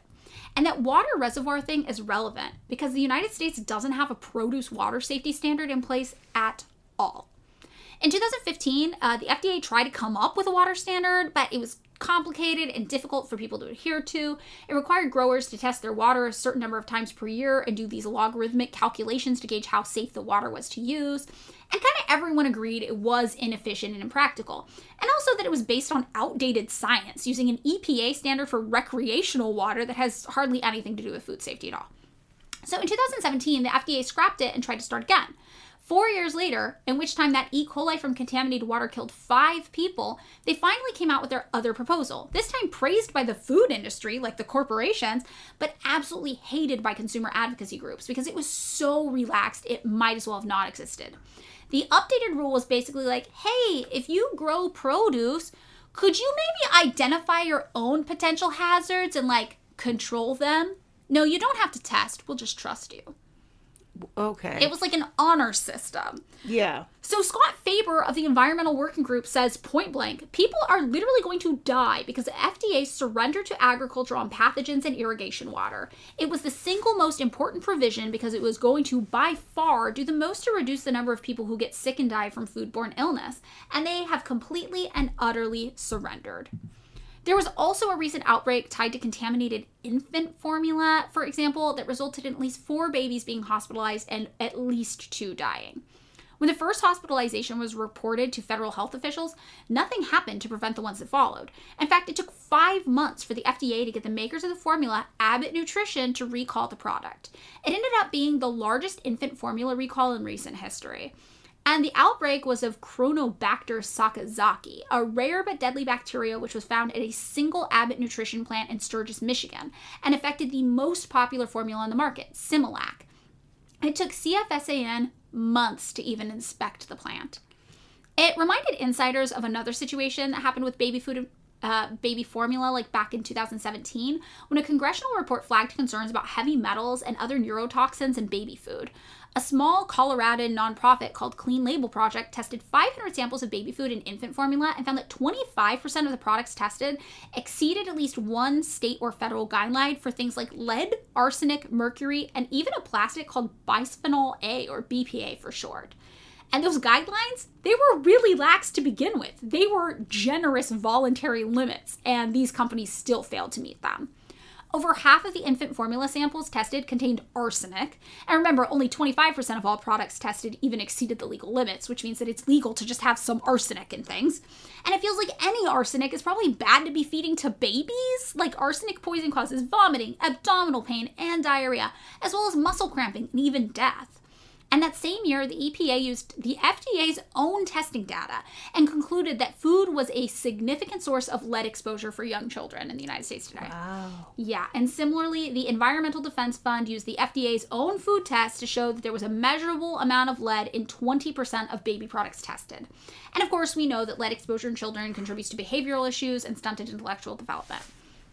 In 2018, another report came out by the advocacy group called Healthy Babies, Bright Futures, which found that arsenic levels in infant rice cereals were inordinately high. Soon after, Consumer Reports tested 50 popular baby food products and found that 2/3 of them contained worrisome levels of neurotoxins like arsenic, cadmium, and lead, cussing that 15% of products tested would pose health risks to children if they were regularly consumed. The following year, Healthy Babies, Bright Futures published another study testing nearly 170 products and found heavy metals and other contaminants present in 95% of their samples. In particular, baby foods with carrots and sweet potatoes had the most lead contamination, and rice, yes, had the most arsenic contamination. 4 of the 7 infant rice cereals tested exceeded the FDA's limits for inorganic arsenic. And in particular, Happy Baby, an organic food brand, which just tells you all you need to know about like greenwashing the food industry, had foods containing nearly twice the arsenic levels set by the FDA, which again is the only toxic element level that actually is set by the FDA, because the rest, they're just kind of like, do your thing. In 2021, Beechnut and Gerber were both also flagged as having high levels of arsenic in their baby food. And Beechnut, as a response, just straight up stopped making infant rice cereal altogether because they were like, yeah, we actually don't know how to do it without the arsenic. Whoa. Yeah. Nestle, who owns Gerber, they didn't issue a recall at all, though. They were just like, yeah, that's how it goes. It'll be fine. And the FDA just sent them a letter being like, hey, we're reminding you that arsenic is bad for people. And they were like, yeah, we know. And today, their arsenic-contaminated rice cereal for infants is, yes, still on the market. Wow. So now, under pressure, the FDA is trying to set some guidelines and timetables, saying lead regulation in food for babies and young children could come this year, arsenic limits could come in 2024, and things like mercury and cadmium limits might come after 2024, and parents obviously were not happy with that timeline. Oh my God. So this clusterfuck of food regulation leaves us in this place where, one, the government incentivizes farmers to grow low nutrition, highly versatile crops like corn. 2, for-profit companies produce our food by buying the cheapest ingredients they can in order to maximize their profit, including things like corn. 3, those companies develop their own, even cheaper food additives to drive up the addictability of their food products. 4, those companies then lobby our governments to tell us those additives are safe, often outright paying our politicians to work on their behalf to approve new additives and processes that maximize their corporate profits. Then we end up in a position where the most abundant and affordable foods are made with either corn, which lacks significant nutritional value, or potentially dangerous products that weren't actually assessed with our safety in mind. The ever-increasing income gap and rising cost of living in the United States means that the average person has less money to just spend in food in general. Those cheap packaged foods become the most appealing foods for cash-strapped American consumers to purchase, and sometimes the only foods even available in their area for them to buy at all. We end up caught in the cycle of consuming unhealthy, barely regulated foods that other countries have deemed unfit for human consumption. In order to make those low-grade foods more appealing, tons of sugar is pumped in so we won't notice how crummy it is. Then everyone in the rest of the world comes to the US and wonders why our food tastes like cardboard with frosting on it. After that, our health invariably suffers, and our for-profit healthcare system rakes in the dough, treating us for preventable diseases that could have been stopped if only we'd had access to better foods in the first place. And it's this really fucked up, bleak system, right? And then we're told that the fucked up way we eat is our fault for being lazy or stupid Americans or whatever. And honestly, it's just this wild ass system. And the thing I can't help but think about is how much lobbying is to blame for all of this. Like, I think we all know lobbying is out of control, but I really don't think we actually stop to consider how mind-boggling it truly is that lobbying's even allowed to happen. Like, companies are paying our government to tell us their products are safe. And we talk about lobbying a lot in our episode number 11, Big Oil Wants to Psyop You in the Boom Boom Room, if you want to hear more about that. But I truly do think one of the smallest things we could do to make the biggest change in our country, like immediately, would be to make corporate lobbying illegal. Like everything else, the corruption in our food comes down to the corruption intrinsic in unbridled, unchecked capitalism. And the top 3 largest food and beverage companies in the USA last year were PepsiCo, who posted $80 billion of profit, Tyson Foods, who posted $6 billion of profit, and Nestle, who posted $17.7 billion of profit. And those were the same companies that made Mountain Dew, which gives us memory loss, skin issues, and nerve damage, Gatorade, which gives us white blood cell damage and contributes to increased risk of cancer, pork, which gives us heart disease and poisoning, beef, which potentially gives us breast and prostate cancer, Doritos Light, which gives us diarrhea and limits our ability to absorb nutrients our body needs to function, Coffee Mate, which gives us heart disease, and baby food that gives our kids arsenic poisoning. And these companies are just another way that the supposed free market has trapped us, and we're stuck here to slowly die. Yeah. So that's it. That's the very uplifting episode on food safety. Yeah. What do you think, Kenna? Yeah, I'm just like, I feel like it's one of those things where everyone, thinks that it's like a personal responsibility issue of health when it's really bigger than that, Yeah, it really is. And I think I'm obviously angry at all of the judgment that gets passed on, like, Americans, on, like, the global landscape, because I think people really don't understand how much our government fucking hates us and wants us to die sometimes, Or just, like, just doesn't care. Doesn't care. It's like, or, like, it's just, like, also it just seems like so much of this stuff, too, that involves, like, research around food, like, it's really hard to find, like research and information that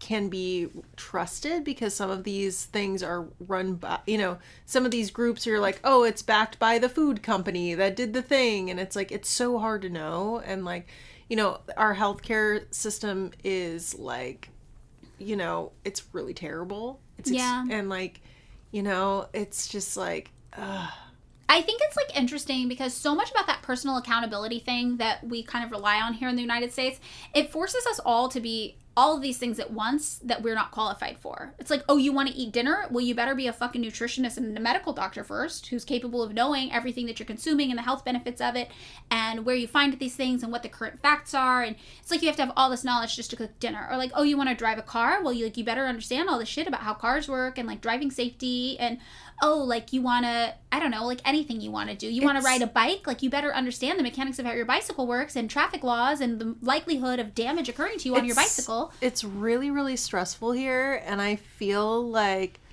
I don't know if there'd be any way to quantify it, but in my mind, like, I feel like even, like, regardless of all the other, Food and Drug Administration stuff, like, also the stress of all of this is, like, really hurting our health. Like, yeah, for me personally, like, stress is like a big, like, trigger for my chronic conditions. Same, definitely. Yeah, any medical issues I have, they're definitely exacerbated by stress. And, that's been, like, a hard thing for, I think, me to reconcile. Like, I think this is the year that I've realized that there are, like, physical ramifications for my high psychological stress. Oh, yeah. Like, I have legit almost died from stress. Right. Like, I legit almost died from being stressed out. And I think that's interesting because it, like, ties into the thing where we're like, we can handle the salt. Fuck us up, USA. Like, give us the Mountain Dew. Well, I feel like it's a fucked up, like, Ayn Rand bullshit of, like, survival of the fittest. Yeah. Or just, like, whatever is, like, whatever's, like, you have full control of yourself and your body and your mind. And it's like, that's not fucking true. Like, we're PepsiCo and General Mills have control over what goes into my body. And I don't like that. I mean, like, it's like, it's so hard to, to quantify, like, how much is personal responsibility. I'm like, that shouldn't even be in the equation. It should be, like, just a level playing field of, like, we need to, like, not ingest chemicals that can make us poop our pants. Yeah, I don't want to shit myself. And I don't...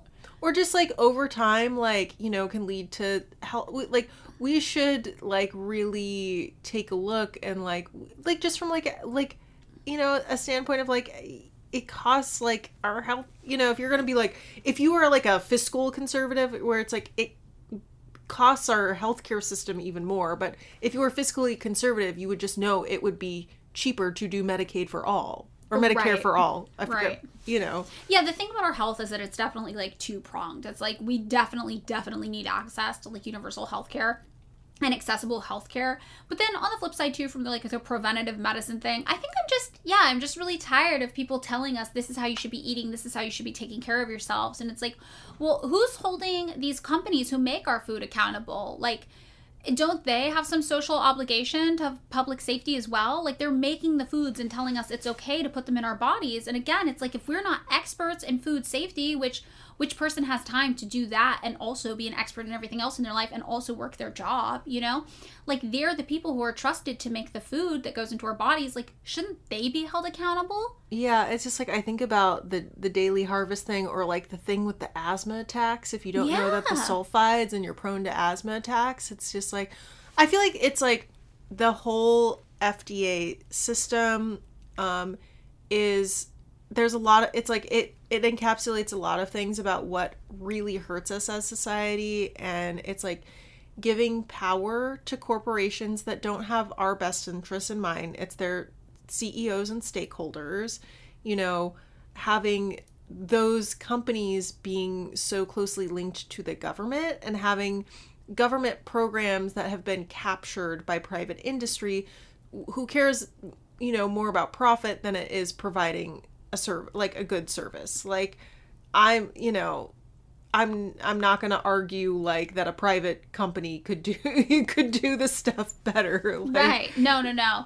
I mean, I think too, though, like, if you think about like the inefficiencies that capitalism brings about, it's like we have a whole nation of farmers producing corn. That's not efficient. It's not efficient to have all these people overproducing corn because it's the most heavily subsidized and they get the most profit out of it. That is actually really funny to me that, like, actually, like, from a capitalism standpoint, I'm like, but you're giving them subsidies, which is not the free market. No, it's not, but also it's, like, ridiculous. You're like, why wouldn't you have a system then when you're incentivizing people to produce all the different foods we need to have a balanced food system in the United States? Like, why would you want to contribute to this near monoculture of corn taking over our manufacturing on the food end? Yeah. Like, how is that beneficial to anybody? Yeah, it's funny to me, like, it's like, oh, there really isn't, like, I'm like, air quotes, free market, because all of these big companies are using their influence to influence politics instead of, you know, letting the consumer decide whether they want their baby food to have arsenic in it or not. Yeah. You know, and it really is funny to me because it seems like, you know, it seems like really what capitalism is in the United States is like what I've heard coined as corporate welfare. Yeah, it is corporate welfare. No, it's that's like, totally to me, true. it's like the myth of capitalism and the free hand, you know, the free hand of capital, you know, the Adam Smith thing. Yeah, the free hand. It's just like, it doesn't make any fucking sense. The open hand of the free market, that's what it is. But, you know, I feel like it's not about the actual making sense. It's like people just want to believe that people have more control over everything individually than they do. It's totally true. It's like kind of like a weird, like, I think like a cultural thing, which I hope people get over. Yeah, I hope so too. And you know what? I am painfully American. I like the standard American diet. I would like to be able to eat it in a way that doesn't give me brain damage, though. Yeah. Yeah. I think that would be my goal. Yeah. I mean, yeah. I'm sorry. I'm going to say it again. Cinnamon Toast Crunch. Goated cereal. And your cinnamon rolls with the chili, which is you gotta try the cinnamon rolls with the chili. It's good, I swear. I'm very interested. Okay, do you have any other final thoughts or ideas about the food regulation?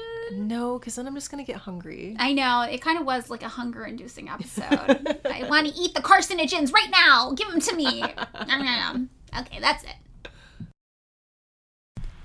Hey, before we get to our lovely outro, I just wanted to take a second to let you all know that we are entering holiday mode over here. We'll be spending a lot of time with family and friends in between now and the end of the year. So we will be posting sporadically on weeks where we are available, but there might be some weeks that we skip. However, in the meantime, we encourage you to check out our back catalog. We have some really interesting episodes. Kenna, do you have a favorite episode in the back catalog? Oh gosh. It's so hard to think of. I know. I think I really like the Big Oil Wants to Psyop You in the Boom Boom Room one. That one is good. Also the Nicolas Cage Big Gun. Big Gun starring Nicolas Cage is also a very strong contender. I like both of those. Okay, so I think those are the ones we would recommend you check out first if you're just hopping around. And yeah, we'll be back to our regularly scheduled episodes in January. But that doesn't necessarily mean you won't see us before then. We'll just kind of see how it goes. We're going to vibe it out. We're going to vibe it out. All right, on to the outro. Thanks so much for listening to another episode of Pick Me Up, I'm Scared. If you would like to join us on Patreon, you can find us at patreon.com/pickmeupimscared. For $2 a month, you can access 2 bonus episodes monthly. And also you can chat with us about what's on your mind and give us recommendations for show topics. Ooh, but if you don't want to do that, that is totally fine. We're just happy you're here.